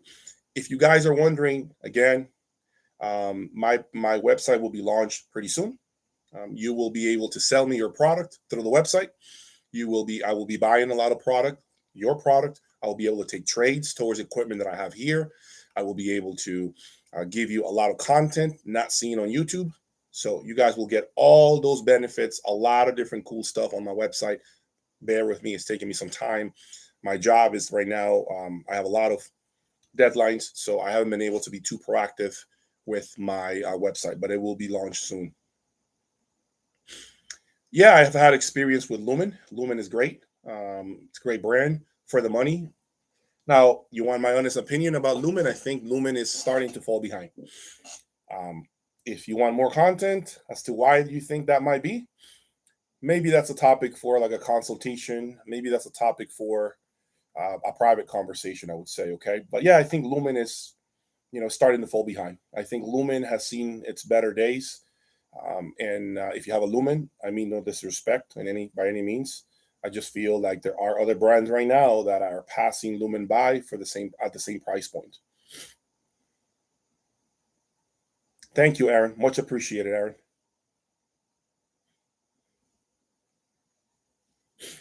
Acora acoustics are speakers that are, I would say, neither. They're not like Wilson or Magical, but if we're looking at the driver technology, I would say they're more like Wilson. Um, but the cabinets are probably more rigid, like Magical. I'm not saying they're metal. They're not metal. We know this. They're made out of concrete, made out of granite. I'm sorry, not concrete, granite.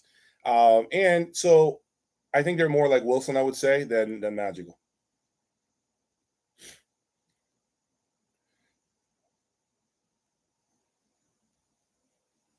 Yeah, sometimes that happens, Jason. Sometimes you could have $100,000 and not be happy with the system. So money is not really an indication of happiness, guys.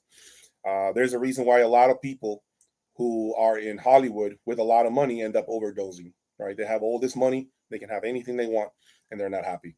So I don't believe that money is really a guarantee of happiness. So I don't think that because you have a $1 million system, you're going to be happier than having a $200,000 system. I just don't think that's true.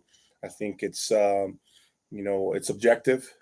I can tell you that although my presentation right now, the presentation behind me is phenomenal, I probably did have more fun when my system was more affordable because I had more options available to me. Think about it. Having a Boulder 3010 behind me, where do I go from here? What preamplifier do I go to?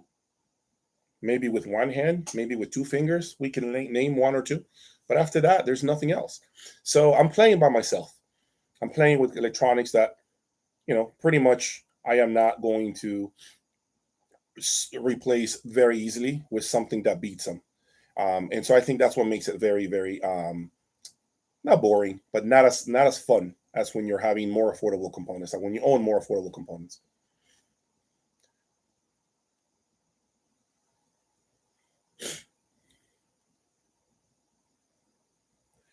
Commander preamplifier will not be here. Commander preamplifier will not be here. It will be only the Apex amplifier. I've never tried TM. Audiophile fuses. I have audiophile fuses. I think that's another way to start chasing your tail. Guys, am I disagreeing? Am I saying they don't make a difference? No, they make a difference. They change the sound. They do. But I think you're starting to manipulate how the system sounds. And I told you, just because there is change, it doesn't mean it's positive change. Change is not always an indication that things got better. It's not. Remember that. It's not an indication that something got better. It just changed. Is it better? You'll have to decide. And I have already done the homework. Every time you change something, you have to live with it and then go back to what you had and realize, did you like it? Do you like it? Do you not like it? What do you prefer? That's the best way to do comparisons, is to sit there for days on end with the same system. And then once your gears get fine-tuned to the presentation, make the change. That's the easiest way to tell what changed and what didn't.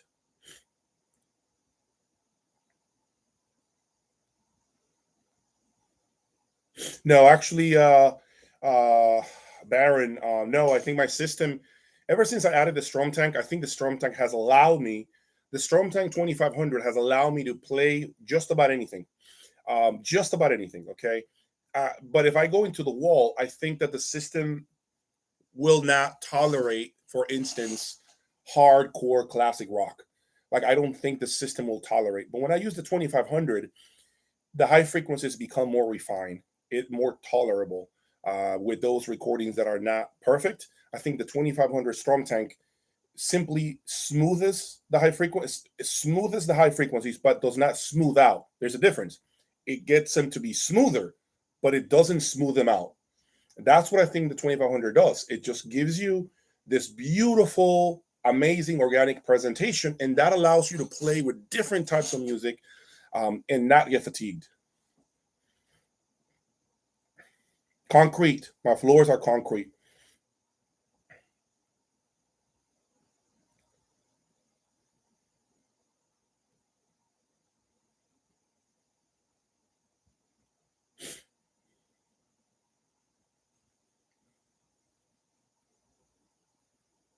I have not been to any live concerts this year because of COVID. I'm still being very careful with COVID.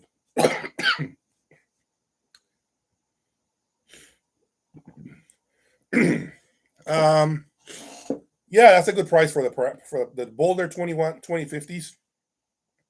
Yeah, that's a good price. Those are good amplifiers. The 2050s are good amplifiers. Given the money that you're paying, yes, good amplifiers. Audio guy, I plan to go to Capitol Audio. Yes, I am planning.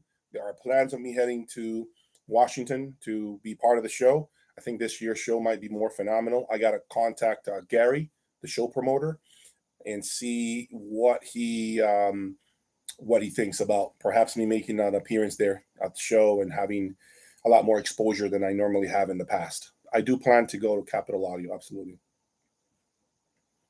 Thank you, Yannick. Much appreciated. Thank you for the wishes. Yeah, when you have a tube line stage, guys, it's no secret that things will sometimes sound more organic. They may sound more engaging. But if you live with the best solid state, I'm a believer that you can easily pinpoint what tubes do not do. To me, the best solid state always trumps the best tubes. I've done the demonstration. Go back to my videos. You guys can easily hear comparisons of the Griffin Mephisto monos against my VAC statements. Both against my VAC statements. Both of them are priced at the same price point, right? 120K. And what did you all select? Griffin, solid state. You all select the solid state for a reason. It's just, I think, the immediacy of the solid state design, the punch, the articulation, of course, the transparency, to me, is more valuable than having a presentation that, in my opinion, comes from tubes, which is everything sounds the same. Okay. And I mentioned to you guys earlier in my previous video that sometimes you put ketchup on everything will begin to sound the same. Do you really want to do that? Do you really want to make your system sound the same with each and every song? I just don't think that's a benefit that you want to. I don't think that's a bonus. I don't think that's something that you want to have embedded in your system. Every song to sound the same. I don't know. Do you really want that? I personally don't. The system, as I mentioned to you, my system is about facts. It's not about fiction. I don't care for fiction. Okay, I've already seen that movie. Not interested.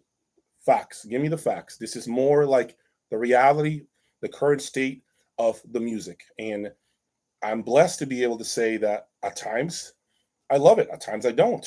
But I don't think there's a perfect system out there, you know? NBL, I would not say they're overrated. Okay. I got to be careful with my words. No, I would not say NBL is overrated. I think NBL is primarily designed for a specific type of audiophile, and so is Avantgarde. As I mentioned earlier, I may not be that person. Yannick, thank you so much for the donation, my man. If you have a question, Yannick, I'll be sure to answer it, okay? I appreciate your support of the channel. Thank you for the donation.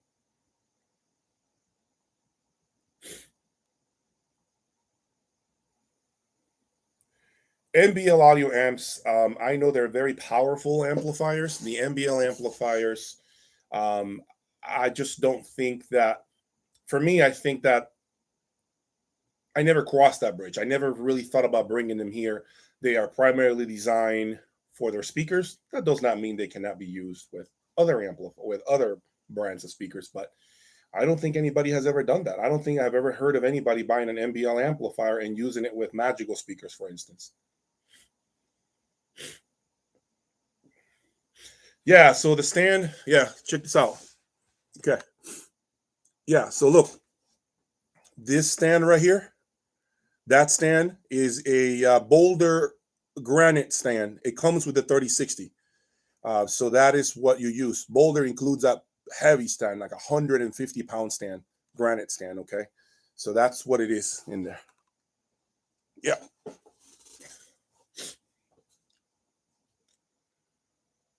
Yeah, maybe so.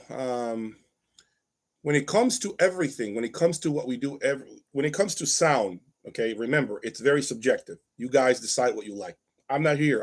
I'm nobody to tell you what to do with your money. I am simply a point of reference for you all. I am simply giving you my opinion before you make a decision. This is why I kept going on about my consultation service. I'm going to give you full transparency about something, okay? Since you guys right now are not asking a lot of things. Let me give you some context. I get a lot of emails every day, which I thank you guys for emailing me, about questions, regular questions about their system and this. I'm planning to buy on a Render N30. Mind you, that's a $24,000 music server. I'm planning to buy a Takeo Extreme, $35,000 or $30,000, $26,000 music server. Planning to buy, I don't know, a $30,000 DAC. Okay. And they start asking me 10 different questions. So I got this long email. I always say, if you have that many questions and you're going to make a huge financial investment like that, get the consultation. I'm charging you a fair rate for 1 hour of my time, and you can drill me with any questions you've got. How can that money be a bad investment? Guys, think about it. How can that money be a bad investment? If you're going to be investing $30,000 and I have had 2 pieces that you're interested in. I have a qualified opinion on these 2 items now. Why do you guys not pay my consultation fee and get a qualified opinion? You're about to make a $30,000 purchase, or 40 or 50. How can the money that you pay me for my consultation not be worth it to you? It's just stupid. I'm sorry, it's ridiculous, really.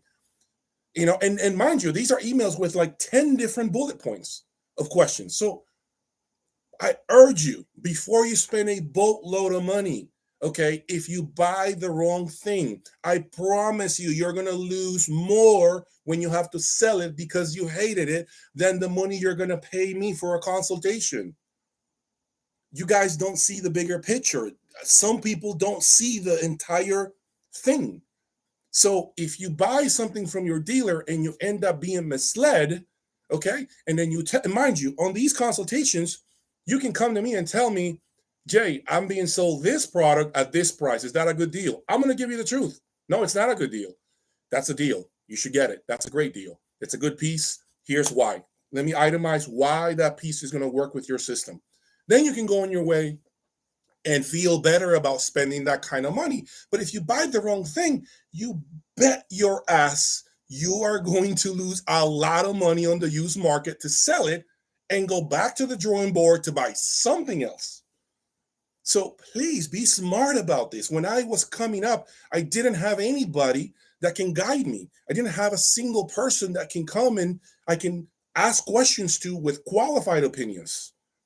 There's a lot of forum crusaders, a lot of people that are not qualified to be answering your questions, and they have absolutely no place giving you advice because they have never owned any of the things that you guys are probably looking to buy. Why should you be listening to those folks? I've said it. If you are interested in buying something, okay, and someone out of nowhere gives you a bad opinion, let's just say, or a good opinion, the first thing you need to ask yourself is this one question: what is this dude's reference point? The person that's giving you the opinion, the forum member, whoever that is, what does he have? Does he have a system superior to me? Let me look, let me listen, let me see what he's got. Why am I listening to this dude who has a system worse than mine? That's the question. It's the logic question. You want to go up, so you look up. You never look behind you. You never look behind you. Keep looking ahead. Focus. Try to be with those dudes that have a higher reference point than you if you're trying to move up the ladder with audio. Not the ones that don't have anything close to you and you're taking their opinion as gospel. Does that make sense? Thank you, Cyber Mike. Thank you. If you have a question, I appreciate the donation, Cyber Mike. If you have a question, my man, please ask. I'll be sure to get to you. Much appreciated.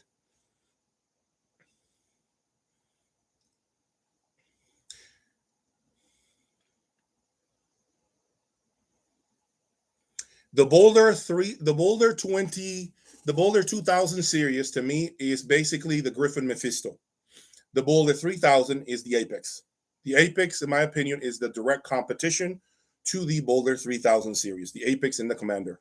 Okay, so if you're looking for a 2000 series Boulder, the only natural competitor of this 2000 series from Boulder is the Griffin Mephisto slash Pandora. I would say the Pandora, or maybe even the Commander. No, David, I think I'm good with the power here, David. With the 3060, I got a 30 amp outlet, 220 volts. I just don't think there's much else I can do. I mean, Boulder 3060 is just a hungry beast, man. There's nothing I could do to, that I can think of right now to feed it even better power. I mean, it's very hungry. Brian, you can email me directly if you want to know my consultation fee, Brian. My email address is always in the descriptions of the videos.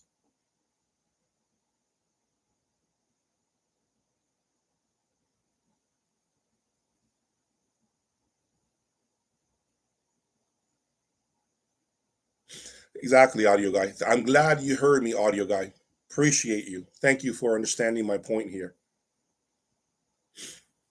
Yeah, David, I have been saying it. I mean, I'm giving advice for people.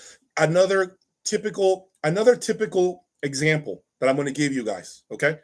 When you're buying a new home, brand new home, you want to make sure the plumbing is up to par. You want to make sure the house is up to code. You want to make sure there is no termites. You want to make sure the house is good for you to proceed and buy it, right? So you pay what? An inspector.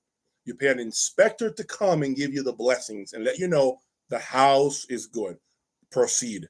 Or the house isn't good. Do not put your money in that. At this level that we are all playing in, it's the same. You're making a significant investment amount of money that you guys should, if you care about your money, should really pump your brakes. This is why I am telling you, and you don't even have to come to me. It's fine. You don't have to hire me. You don't have to. It's okay. My advice is try to consult with someone who is at a higher level than you, not somebody at the same level as you. Thank you, Scott. I'm trying, Scott. I'm trying to speak from the heart. I am trying very hard to speak from the heart. I'm just like, sometimes we got these trolls on the comment section posting all kinds of, stupid things that I just wonder, how can they have a form opinion on something they have never owned? How can anyone come and give a completely educated and qualified opinion on a Boulder 3010, on a STROMTANK? How? If you haven't had it, I haven't seen it in your living room, how could you possibly talk about it? When you guys ask me, by the way, notice that when you're asking me about product, I tell you, I don't know much about it. This is what I've heard, but I can give you my qualified opinion. You guys see it on this chat that we're having. I never go on and on and on about stuff I've never owned.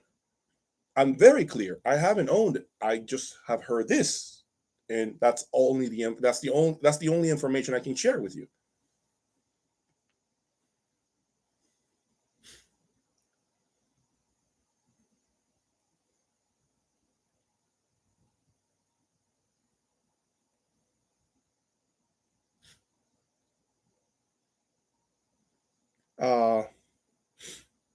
I actually don't think I'll be showing the STROMTANK at the Florida Audio Show, but you know what? I might talk to Mike about it. Maybe Mike and I can do that. Maybe. Let's see. Maybe I can take one for Mike and put it in his system. Thank you for actually giving me that idea, Captain. Appreciate it. I didn't think about it. Maybe that's a good idea. That I can put the STROMTANK at the Florida Audio Show and let them use it. Might use it in the main system. I like that. I like that.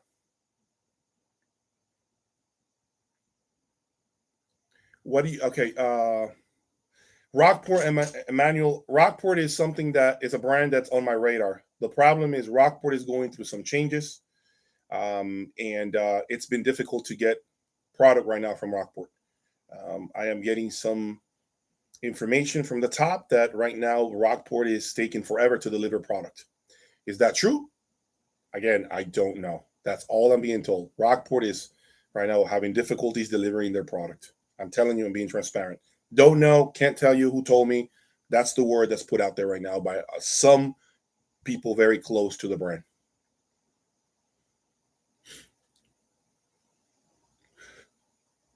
That's right, Andres. That's right. I agree with you. Not a lot of people, talk and do real experiments. This is a lot of work, guys. What I do here behind, this is a ton of work, guys. Believe me, it's exhausting. Lifting crates, picking up, delivering, shipping. There's so much work involved, guys. So much work involved. And so, I have to be able to somehow get rewarded for all this work that I do, right? And one of the ways I get rewarded is through you guys subscribing and liking videos and following me and supporting my cause. Another way is through the consultation service and hopefully the members only section from my website. That's the only way I get rewarded. I have no other way of getting rewards. So, all you can do is figure out ways to, to make sure that you're compensated for your effort and your time. Imagine if I did all of this for free. Think about that. I don't have 100,000 subscribers. I don't. So I have to find other ways to basically compensate for that. Audio guy, I don't have any communication with Arias Surratt and their products. Don't have any communication. We have never talked about it. I would be open to auditioning the unit here. If they can put something in here for me to listen, sure. Brian, I use a hydraulic lift in the form of my legs and my lower back.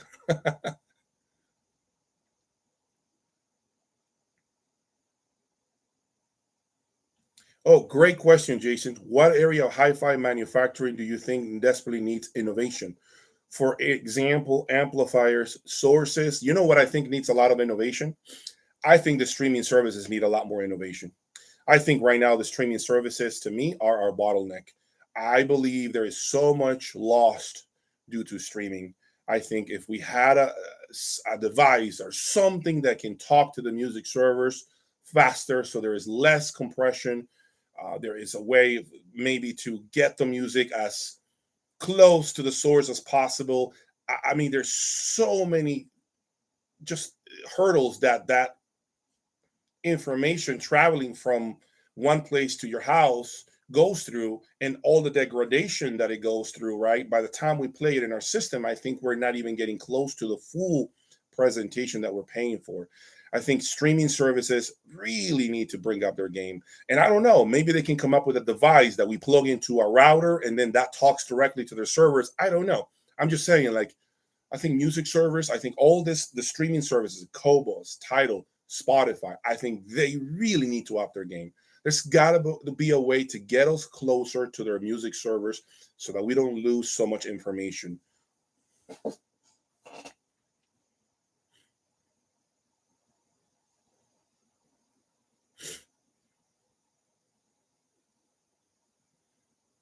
Yeah, music. I had a TriPoint Troy here briefly. The manufacturer came and visited me. We did this in the early stages of my channel. I thought that there was definitely a significant improvement in the performance of my Wilson Audio Alexia 2s that I had here, the blue ones. Definitely improved. The speakers absolutely improved. There was a lot more soul. There was a lot more emotion to the presentation with that thing. But it is expensive. That ground box is like, I think at that point in time, it was like $70,000. I know right now he is working on a more affordable grounding device. But there is definitely a difference. That box made a difference. I'm not going to lie to you, but it's not cheap.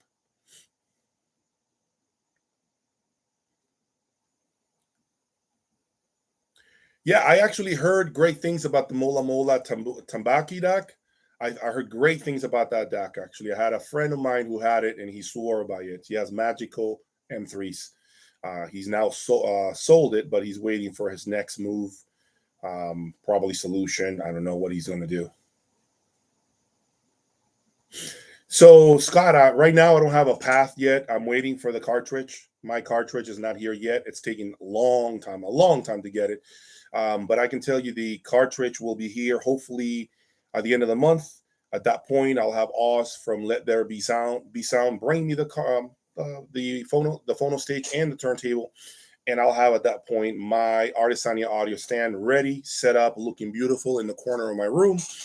And we can begin to play with some great recordings. I am blessed to have Oz nearby me. You know, he's very good and knowledgeable with this. There's also the maybe Greg Weaver might be coming down to Florida to visit me. We've been talking about that, and Greg Weaver knows turntable like no other. We know this, so it can get real serious here with turntable. Greg Weaver might make an appearance in my room and set up my turntable. So imagine that. And obviously we have Oz. So I think it will be a great learning experience for everybody, you know, and I think Oz will be thrilled to also learn more from Greg Weaver. But yeah, Greg Weaver has big interest to come and hear my system once I have that turntable in here. So you might get an opinion from an audiophile here. Scott, I never sleep, man. I need to sleep some more, man. You're right, man. Sorry, man.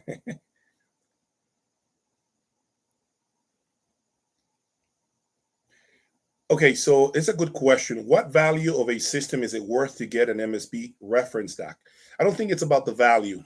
What I can tell you is the MSB's reference, I think right now the MSRP is like 60K, 62. It's a great DAC. I would say if your system totals roughly 100 grand, I think it's definitely a good consideration. Now, could you put it in a system that's 60? Yes, absolutely. And it will be phenomenal with a system that's 60K. Remember the source is so important, guys. The source is absolutely transformational. The entire system changes drastically before your eyes. The source is capable of changing any system regardless of price. So, but I understand that someone who has a system that's $5,000 doesn't have the funds to buy a reference DAC. So if I go by the amount of money spent on a system, if someone has $60,000 in their system, more than likely they can probably afford an MSB reference DAC. So I'm looking at it more like Well, if someone owns a system of this much money, they probably have the funds to buy a reference DAC, so they should go for it.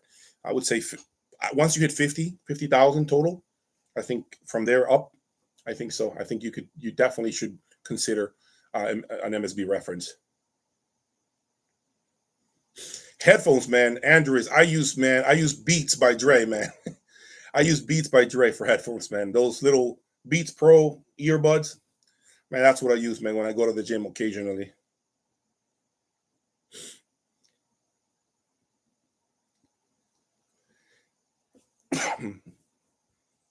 I have never heard the Premiere DAC. Unfortunately, no, I haven't. The Krell amplifiers will not make an appearance, guys. The Krell amplifiers, unfortunately, will not make an appearance because, as you know, news broke out a few weeks ago that Walter Schofield, the COO from Krell, quit. And so he's no longer in charge. And that basically throws a monkey wrench in my relationship with Krell. He was the person who was going to facilitate those amplifiers and help me acquire them for a review. He's no longer there. So my only connection at Krell is non-existent. So for now, guys, I don't have any plans to bring the new Krell amplifier whenever it releases. I would have to start from scratch, building relationships with the brand and see if maybe we can make something happen, okay? So for now, no plans with Krell. But I will be placing the Krell's integrated, the 300i, in my members only section. I'm going to make a review for my members only. When that launches, you will get my opinion on the Krell 300i integrated.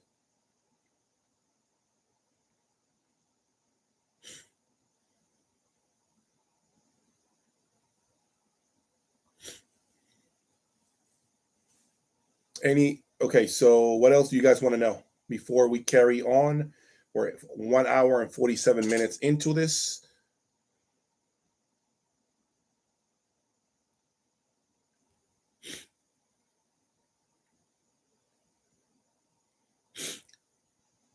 Okay, so yeah, I agree, Captain. The DAC pin, I'm telling you, is transformational, man. Any DAC from any brand, I would say, once you move up the ladder, the results are there, man. It's really, really impressive what happens when you have a great DAC. Absolutely. The best speaker cable for Luxman. Let me think about that. I would say audience cables. I think audience cables will be great for Luxman. I think that brand would work quite well with Luxman. Audience. Yeah, I had audience cables here. That was a very good brand with Luxman. Hi, Robert. Hey, Scott. Thank you for the donation, man. Much appreciate your support to the channel, man. Scott, if you have a question, feel free to ask, my man. Appreciate your support here. Thank you for all of this, for all the support that you guys are giving me today. I'm very blessed to have a great fan base. Very blessed to have you guys here joining me on a Saturday, whichever part of the world you're in, and just to chat with you, okay? Any more questions that you guys may want me to answer? I don't have any opinion on Denafrip's R2R DACs. There might be an opportunity for me to bring a new DAC, but it's not really to compare to the MSB. It's more to present it to you guys and see if you find it revealing enough or good enough for the money. My Select 2 is essentially a reference DAC, right? It's meaning a reference or a statement DAC, if you will, the top of the food chain when it comes to DACs. So it's more like if I tried something more affordable, what am I leaving on the table by going with something more affordable, right? And I think I might bring something more affordable at some point. There is conversations of this other brand that is knocking at my door that want to have some exposure here. So let's see what the future brings. I'm just so overwhelmed right now with the Griffin Apex hopefully arriving in 2-3 weeks, and also my turntable. So I have bigger things right now that are that I have been slacking on, so. Griffin Trident is not on my radar at this point, unfortunately. No.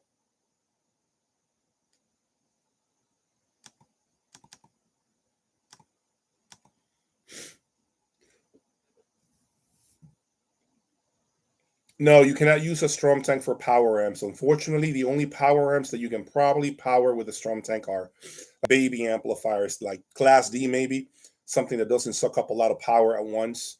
Definitely not Class A amplifiers. Definitely not Class A amplifiers. I just don't think that they are for that. The battery can overheat, as it happens when you put it under a lot of stress. Any battery will overheat. I use a Shure microphone, MV88, but I have it fine tuned by now. So I have a special cable for it.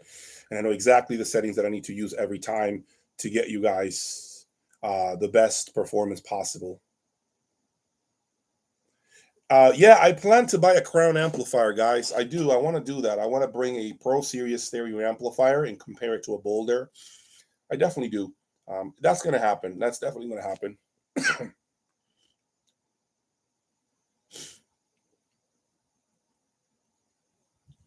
The first source for any system is power is absolutely important. Absolutely. You can spend all the money in the world, and if your power is crap, you just wasted your time. I mean, there's no lying in that. There's absolutely no question in that. My website will be live soon, very soon.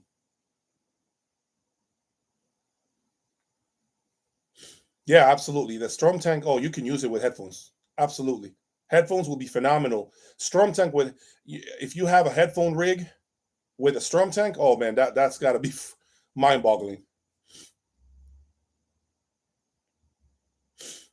Yeah, yeah, absolutely. A lot of these things, a lot of these units, a lot of these power conditioners oftentimes are not meant for amplifiers. They tell you to plug them into amplifiers, but that's really not, in my opinion, ideal. I think amplifiers should always look for the wall, should always be plugged into the wall.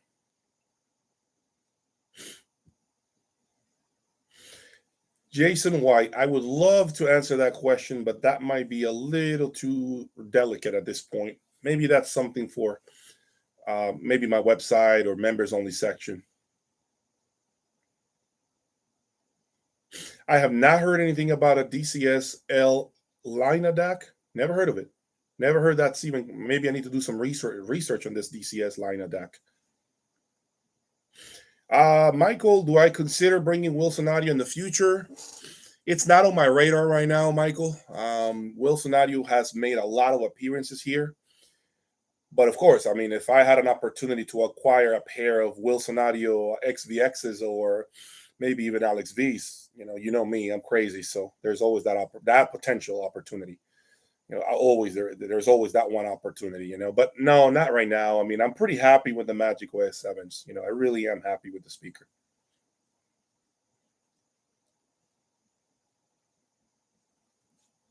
Here we go. The trolls are here. All right, report.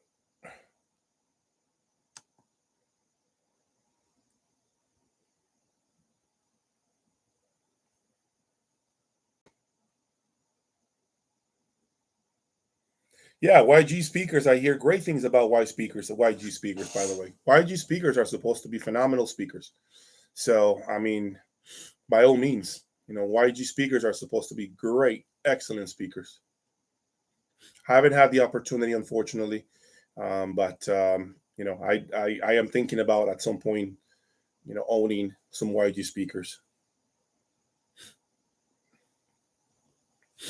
So the Magico S7 does generate a big soundstage, but it's a lot more like truthful to the source.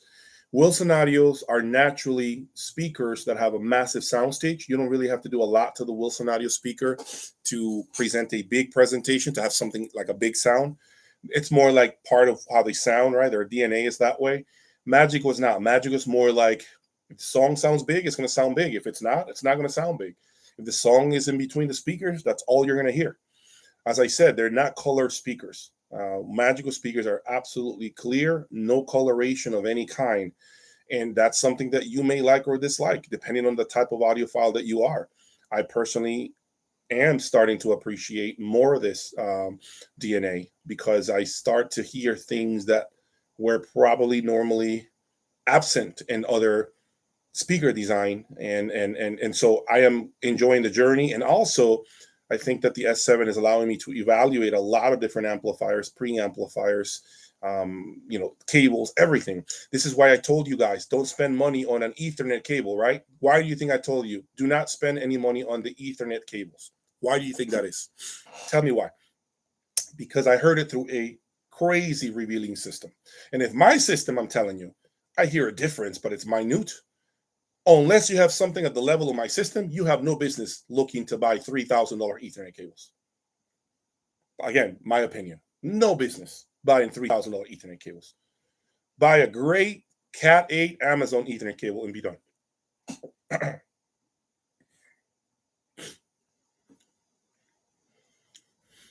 So, no chasing your tail with Ethernet cables. Ethernet cables are an easy way to chase your tail. Easy way to piss away $2,000-$3,000. Yeah, me too, Orange Guy. I'm very excited for this magical factory tour. Now, I think Boulder and Griffin are both very neutral manufacturers. Their components are very neutral. No, I will not be trying the Griffin Commander with the Apex. It's only the Apex that I'm trying. Dynamics, Brian, the biggest change here, the 3010 has added the biggest dynamics swings that I have ever heard through my system. The 3010 at times makes my 2110 sound slow. And this 2110 made other preamplifiers sound slow. So imagine that the 3010 just elevates on the 2110's performance. 3010 is just an overbuilt machine. Absolutely phenomenal preamplifier. So I do have a transport, CD transport that I may bring out from the dead. It's here, sitting somewhere in the room. I got to locate it in the room, and I haven't used it in a while. I might just plug it into the back of the MSB and maybe play some CD, compare to the streaming version of the same file, same album, right? And give you guys my opinion. And I try to do the best I can, guys, when I put videos out. Okay, I try to do the best I can so you guys have a nice presentation and hopefully get at least an idea of what happens inside the lab. So hopefully you guys are hearing the differences. I'm hoping that you guys are hearing the differences. So do I leave my system powered on all the time? So let me tell you something. I was leaving my system powered on all the time, including the amplifiers, okay? And my wife informed me that the light bill was almost $500 a month. $500 a month, a light bill. Okay, so I had to start shutting down my amplifiers every night now. And I only turn them on an hour before I'm going to be listening to music. So yeah, the only thing that's on right now is basically the DAC, which doesn't draw a lot of power, and my 3010, which again, idling, it doesn't draw a lot of power. Yeah, but I can't leave the big monstrous amplifiers on like I did before. I gotta just turn them off now and just turn them on and for 3-4 hours and listen to them. I plan to buy the Luxman 10X. There is a shortage of Luxman M10Xs right now. Right now, there aren't many. I know this for a fact, but I do plan to bring those amplifiers at some point because, as you know, I have a thing for Luxman. I've always liked their product. I think they're a phenomenal brand, and I think we can do great things with Luxman in the lab.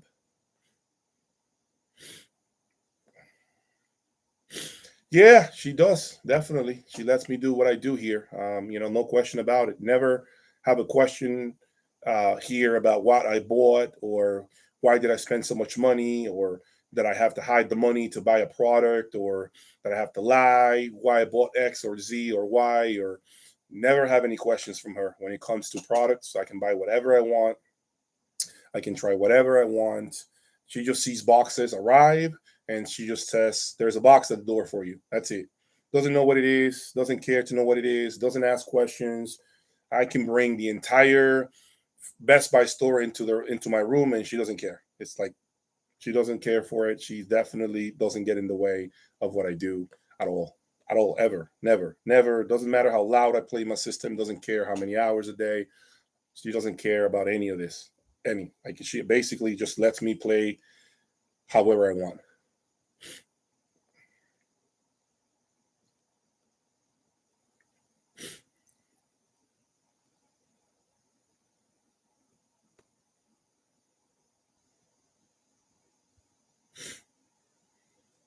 Yeah, the soundstage is absolutely incredible. Yeah, absolutely incredible from Power Chords. I agree with that.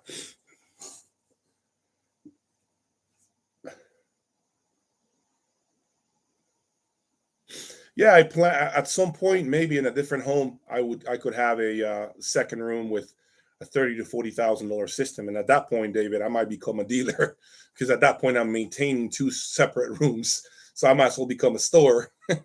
Having that much real estate invested in a house, I'd probably just become a store at that point.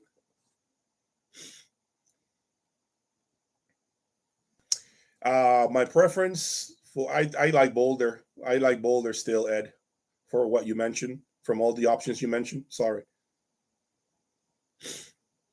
I have tried grounding cables from Synergistic Research. They made a great difference. Amazing difference. Synergistic Research made a great difference. Absolute great difference. I recommend them. Absolutely. Soft and hard dome tweeter matter. Yes, the soft dome is going to be a little more easy on the ears. It's not going to punish you. It's not going to get edgy. It's not going, hardly ever gets edgy anyway. But the beryllium type of tweeter, metallic tweeter, if you will, dome, it tends to be more detailed, but that can also lead to fatigue. Remember that. Oh man, 3.7 ice. Oh, that's a difficult speaker to drive. The Maggie's 3.7 ice need a lot of power still, man. I just think that probably 100 watts at least, maybe like a pair of Pass Labs 100.8s, at least 100 watts. At least 100 watts, man. Those speakers need power to open up. When you give them volume, nothing happens. So you got to really crank them up to get those Maggie speakers to open up. That's the problem with Maggies. So that's why you need a lot of power, because you need volume to get them going. Yeah. So I like the Maggies. I really thought they were phenomenal speakers when I had them in here, but I just thought they were too big for me, But I thought they sounded really good. It was an impressive presentation, the Maggies, because you're inside the music, You really are inside the music with Maggie. Those speakers are so massive that when they start to sing, it's like you get it everywhere in the room, to the ceilings, all the way to the top, bottom, sides. You get everything, with a speaker like that. So when you turn on that speaker, that experience is unlike anything else you could possibly experience, and that's basically what I feel about Maggie's. PS Audio, I saw an article come out about the new BHK 600 monos, which seems to be just double the power of the 300s. I would say sustain, don't embark on buying those amplifiers just yet. When I bought the BHK 300 monos, they had production issues in the beginning stages. They would be shutting down. When I was driving Revel Salon 2s, they had issues. They had to swap them out multiple times. I would say wait until they work the kinks out of the BHK 600 monos before you embark on buying those amplifiers, okay? I'm only going by my experience with the BHK 300. So I would not jump right away and buying those amplifiers until they have worked out the kinks. Trust me, they're going to have kinks. They're going to have kinks that need to work out at the amplifiers. It's not going to be a perfect amplifier right out of the gate. You're still going to be a guinea pig, what I'm trying to say in the beginning stages. Mephisto is a more powerful essence. Is it? No, I think the Mephisto is more immediate, more devastating, far more thrust. It's got more resolution, and obviously just next level bass. The bass of the Mephisto is just much deeper. Yeah, the Antillean Evo is but it's a little more, it's a warmer amplifier. The Antillean Evo is a great amplifier, but it's a little warmer.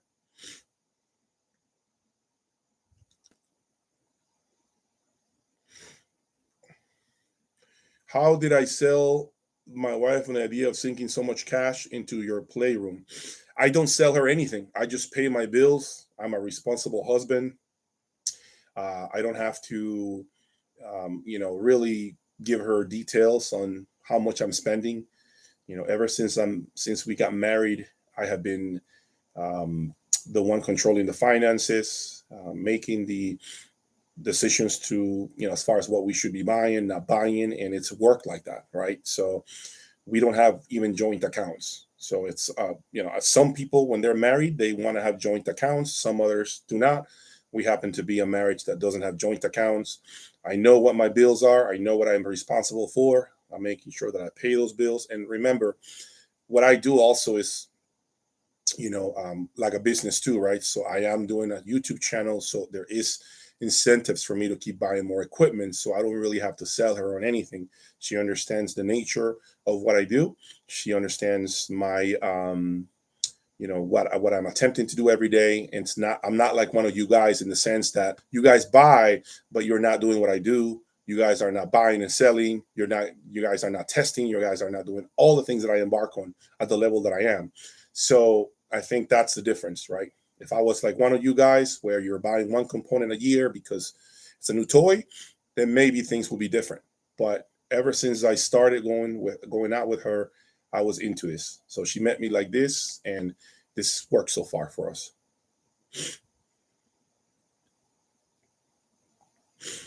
I would say Class A B for Maggie's, man. Class A B, unless you can buy a Mephisto.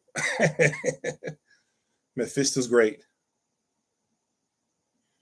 My family doesn't really enjoy the audio as much as I do. My family is more about Netflix. My daughter is about the iPad and watching cartoons. My wife is about TikTok, don't stop all day 24/7, and Netflix movies or Hulu movies. Not really into maybe music in the kitchen, like the Amazon little iPad looking thing from Amazon that you can just talk to it and tell it to play music. But she's not really like a music person per se. No, not really. She's not really into it. And my daughter, like I said, she's absolutely no idea about any of this.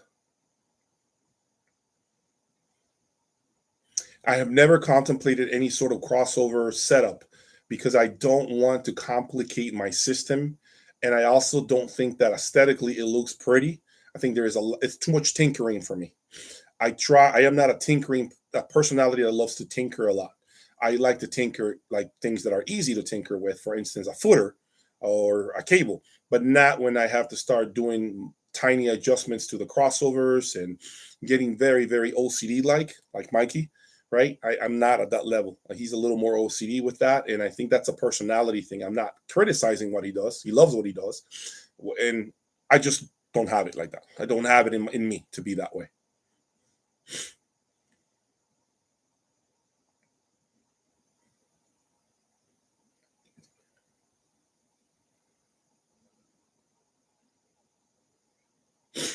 So yeah, the Select 2 is a next level DAC over the reference, man. The Select 2 sounds more analog. The Select 2 is just a huge presentation, massively big, huge, huge. The Select 2 is just everything about the Select 2 is better than the reference. Everything about it. They almost sound like they're from two different brands. That's why the difference, right? The difference in price of twice the money. I have heard Keth Blades one time at a local store. The Keth Blades, I thought it sounded good.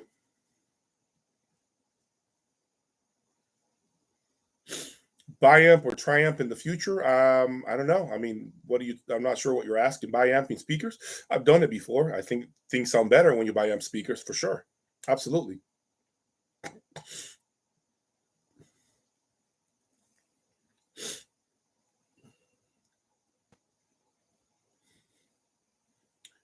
The STROMTANK battery lasts on their normal usage 5 hours. After that, it automatically switches into the on-grid mode and it begins to recharge. It doesn't interrupt your listening experience. It doesn't impact your listening session. All you will see is the light go from green color to blue color. And that's your indication that the battery ran out and now it's pulling electricity from the outlet and beginning to charge. But you're not going to, the music doesn't stop or cut out when that happens. It's seamless. You're not going to feel that you something, basically that you're not going to be interrupted. That's what I'm saying.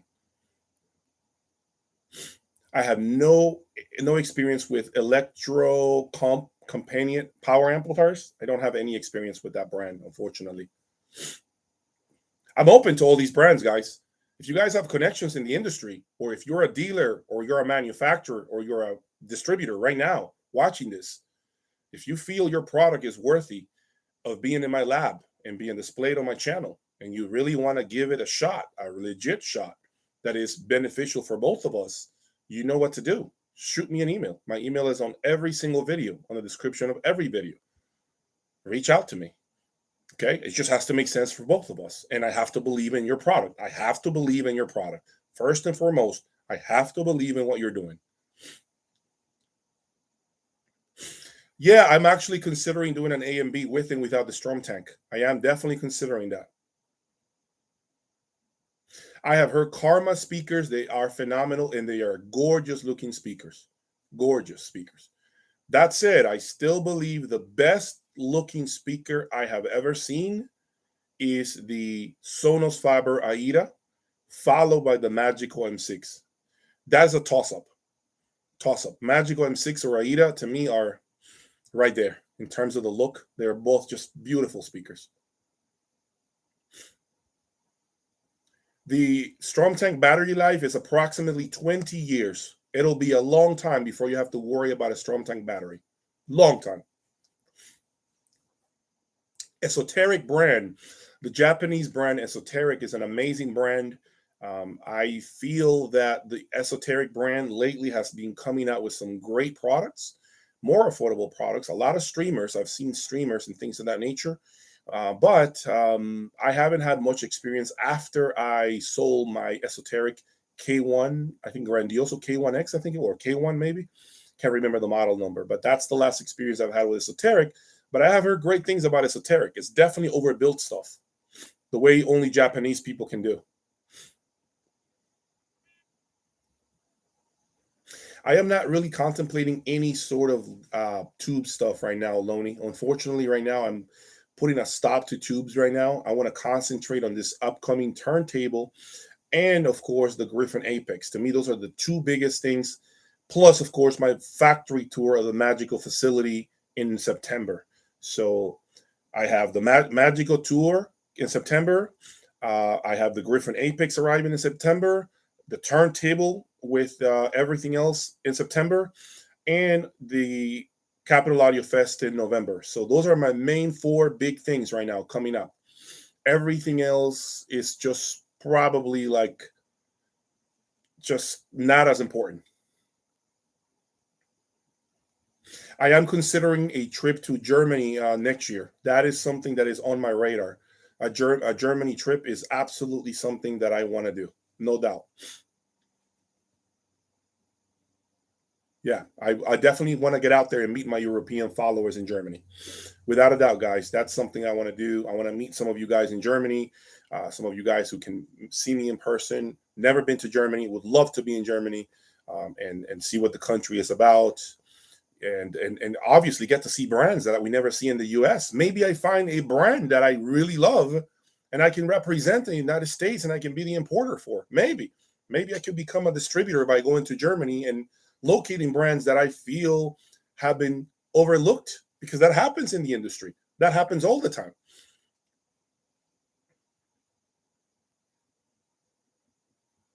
The Nagra Classic amps to me were not good at all. The Nagra Classic amps to me are essentially a power amplifier that to me you could buy, that has the look and the feel of a toy from Toys R Us, which is no longer in existence. It looks like a power amplifier that my daughter can play with in the room. I would not buy a classic Nagra piece of any kind. Don't care for it. I think it's absolutely overpriced. That particular model. I haven't heard the top of the line HD amp and preamp, but stuff that's affordable, nah, you could keep that. I'm not interested in the Nagra Classic stuff.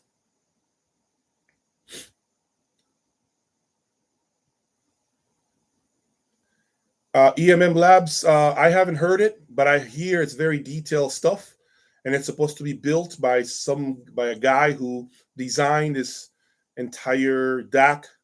The DAC and the technology within DACs and all of this. It's supposed to be great stuff, but I haven't had the chance or the pleasure to own it. Unfortunately, EMM Labs doesn't have much traction. It's made in Canada. It's a Canadian brand, but it doesn't really do well in the United States. I don't feel there's a demand for it. I have not been building a vinyl collection. I have very good friends that will let me borrow their best records for me to play with. So I do have, hopefully I'll have 10 to 20 records to play and continue to just get myself acquainted with the turntable experience. The S7, let me plug in my charger really quick. I'm going to give you guys another 15 minutes. Hold on.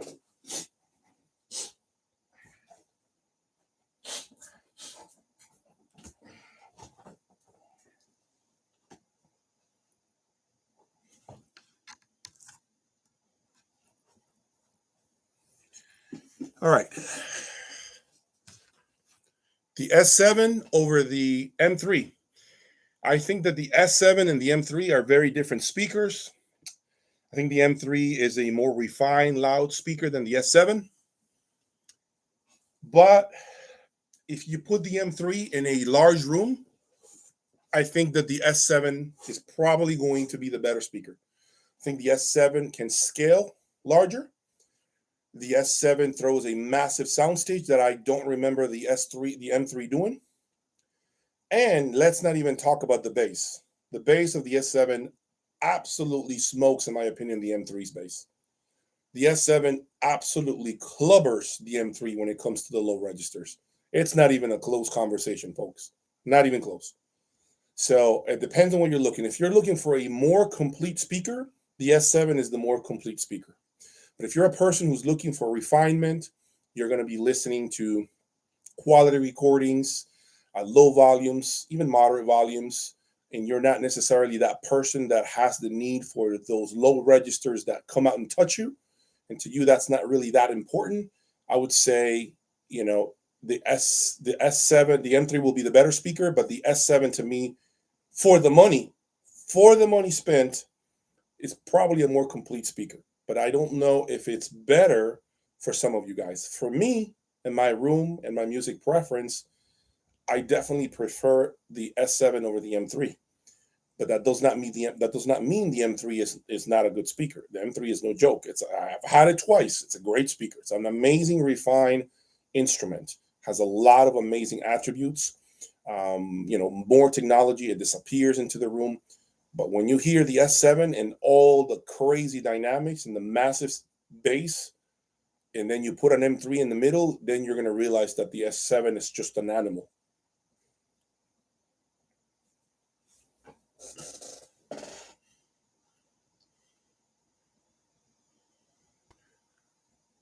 Revell Salon 2 are great speakers, guys. Revell Salon 2 are amazing speakers for the money.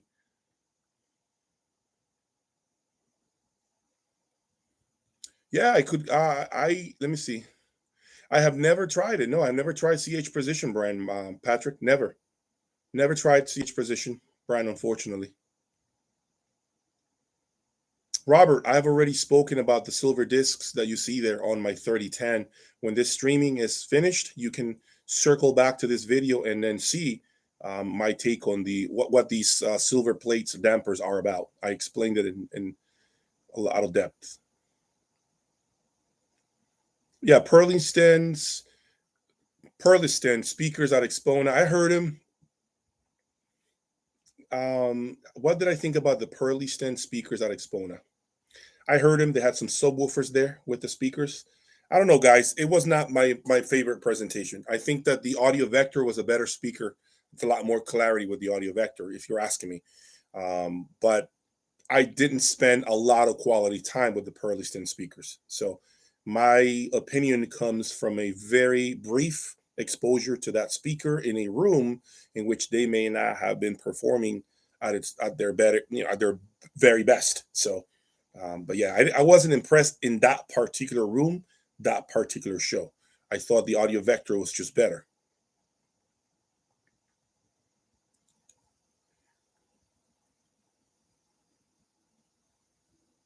I've never had Q7 speakers. I want to buy a pair of Q7 Magicals, but I think they would be too big for my speaker.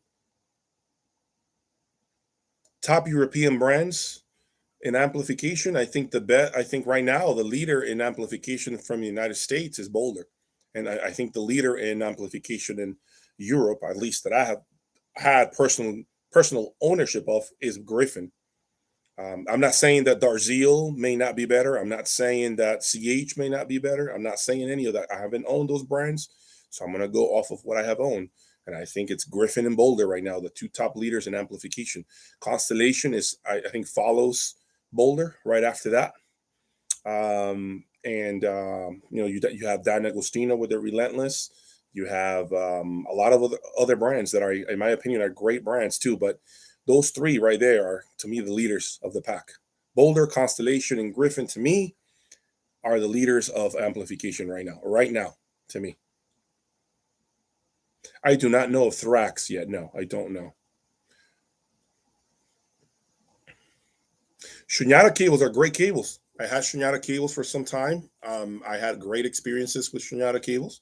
Nothing really bad to talk about the brand itself. I think they have a great designer behind that's absolutely passionate about the product, constantly making improvements, constantly, creating,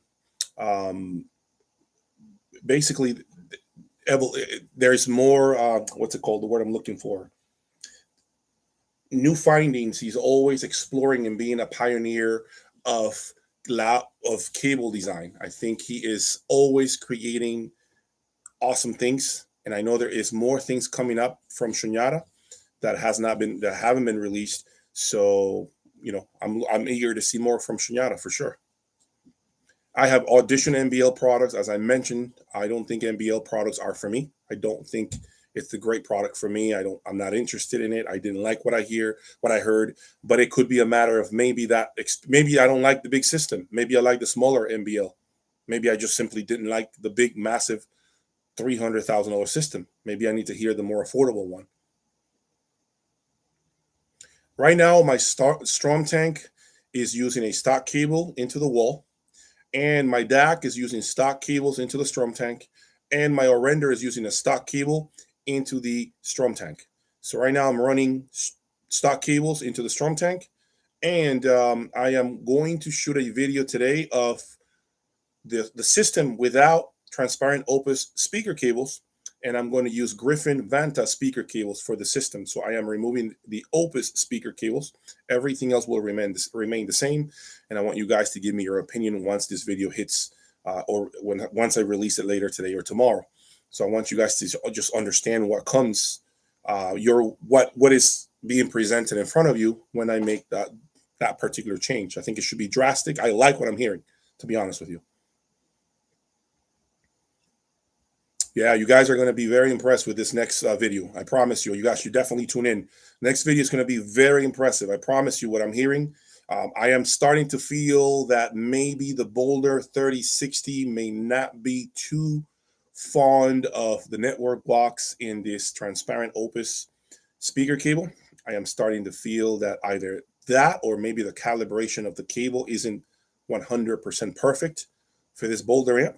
So I am going to determine which step I take next after I listen to the system with these new cables that I am bringing from Slovakia over the next few weeks. Okay, so I am bringing in an entire loom of cables. They're going to provide me with an entire loom of cables from this brand that I discovered in Slovakia that's supposed to have phenomenal cables for not a lot of money.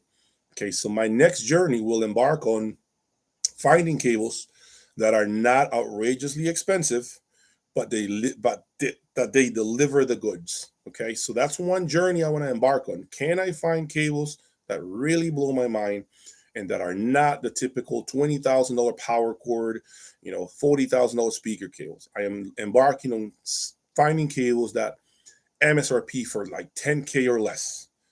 I want to find a speaker cable brand that has speaker cables for less than 10 grand MSRP, power cords for less than 10 grand MSRP, XLRs for less than 10 grand. I want to find that, and I want to see what that brand looks like connected, and hopefully I'm blown away. And if that happens, oh yeah, you'll find out who that is. I promise you.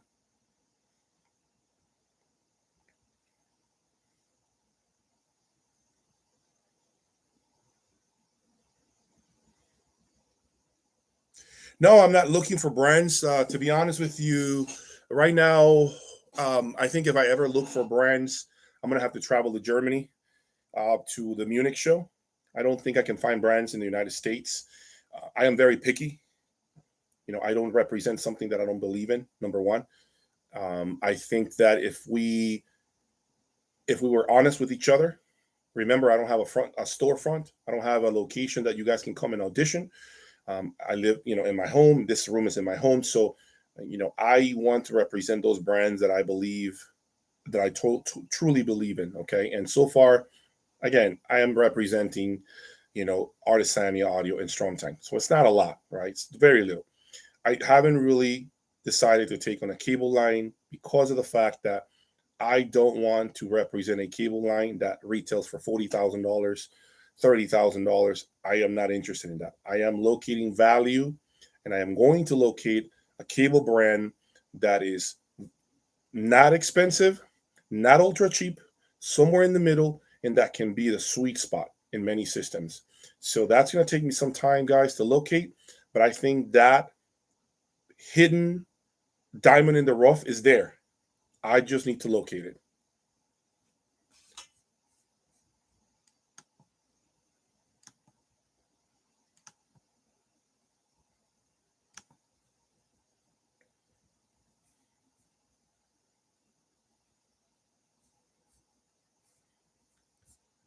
So yeah, so when it comes to that, it's just we'll see we'll see what comes out of all these meetings with different cable brands that I'm interested in.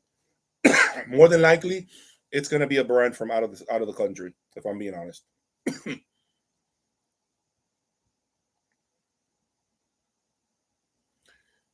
Yeah, so at the end of the day, guys, this show, you guys also run it, believe it or not. You guys help me run this show. You guys give me ideas. You guys gave me the opportunity to bring to you my madness. And I am so happy and so blessed that you guys enjoy this, that you guys enjoy what I do. There are some rough personalities on the comment section. I read the comments, by the way, on each video. But some of you guys are very supportive of what I do. And I want you guys to know that I thank you, thank you a ton. Thank you from the bottom of my heart for continuing to support me. I am only going to grow, and I am only going to be more successful because of you. Not only because of my efforts, but also because of you. This formula does not work with just me. It has to work with me plus you. Just remember that. I am not here doing this alone. You guys are part of it. And it sucks that you cannot be here in the room. It sucks that you guys, cannot be part of this journey from inside the room. But I can tell you right now that none of this would be possible without your support. None of it. It wouldn't matter to me. Okay. So you are that driving force that ignites me, that gives me the energy, that gives me the firepower to keep driving hard and forward. There's a lot of roadblocks along the way that I face, a lot of hurdles, negative people, people who are just obstacles, but we have to learn to go around them and continue to drive forward. Okay. And those of you who support me, who believe in my, in my efforts here, my channel, are those that I really care about. I really want to keep next to me and helping me out and continuing to support me. Thank you for everything that you guys do. Thank you for, every comment, every donation, every participation, and just hitting that like button and subscribing to my channel means the world to me. Okay. I want you all to remember that. Sometimes I don't have the opportunity to say the things that I want to say from the bottom of my heart on my videos. If you find me at times a little,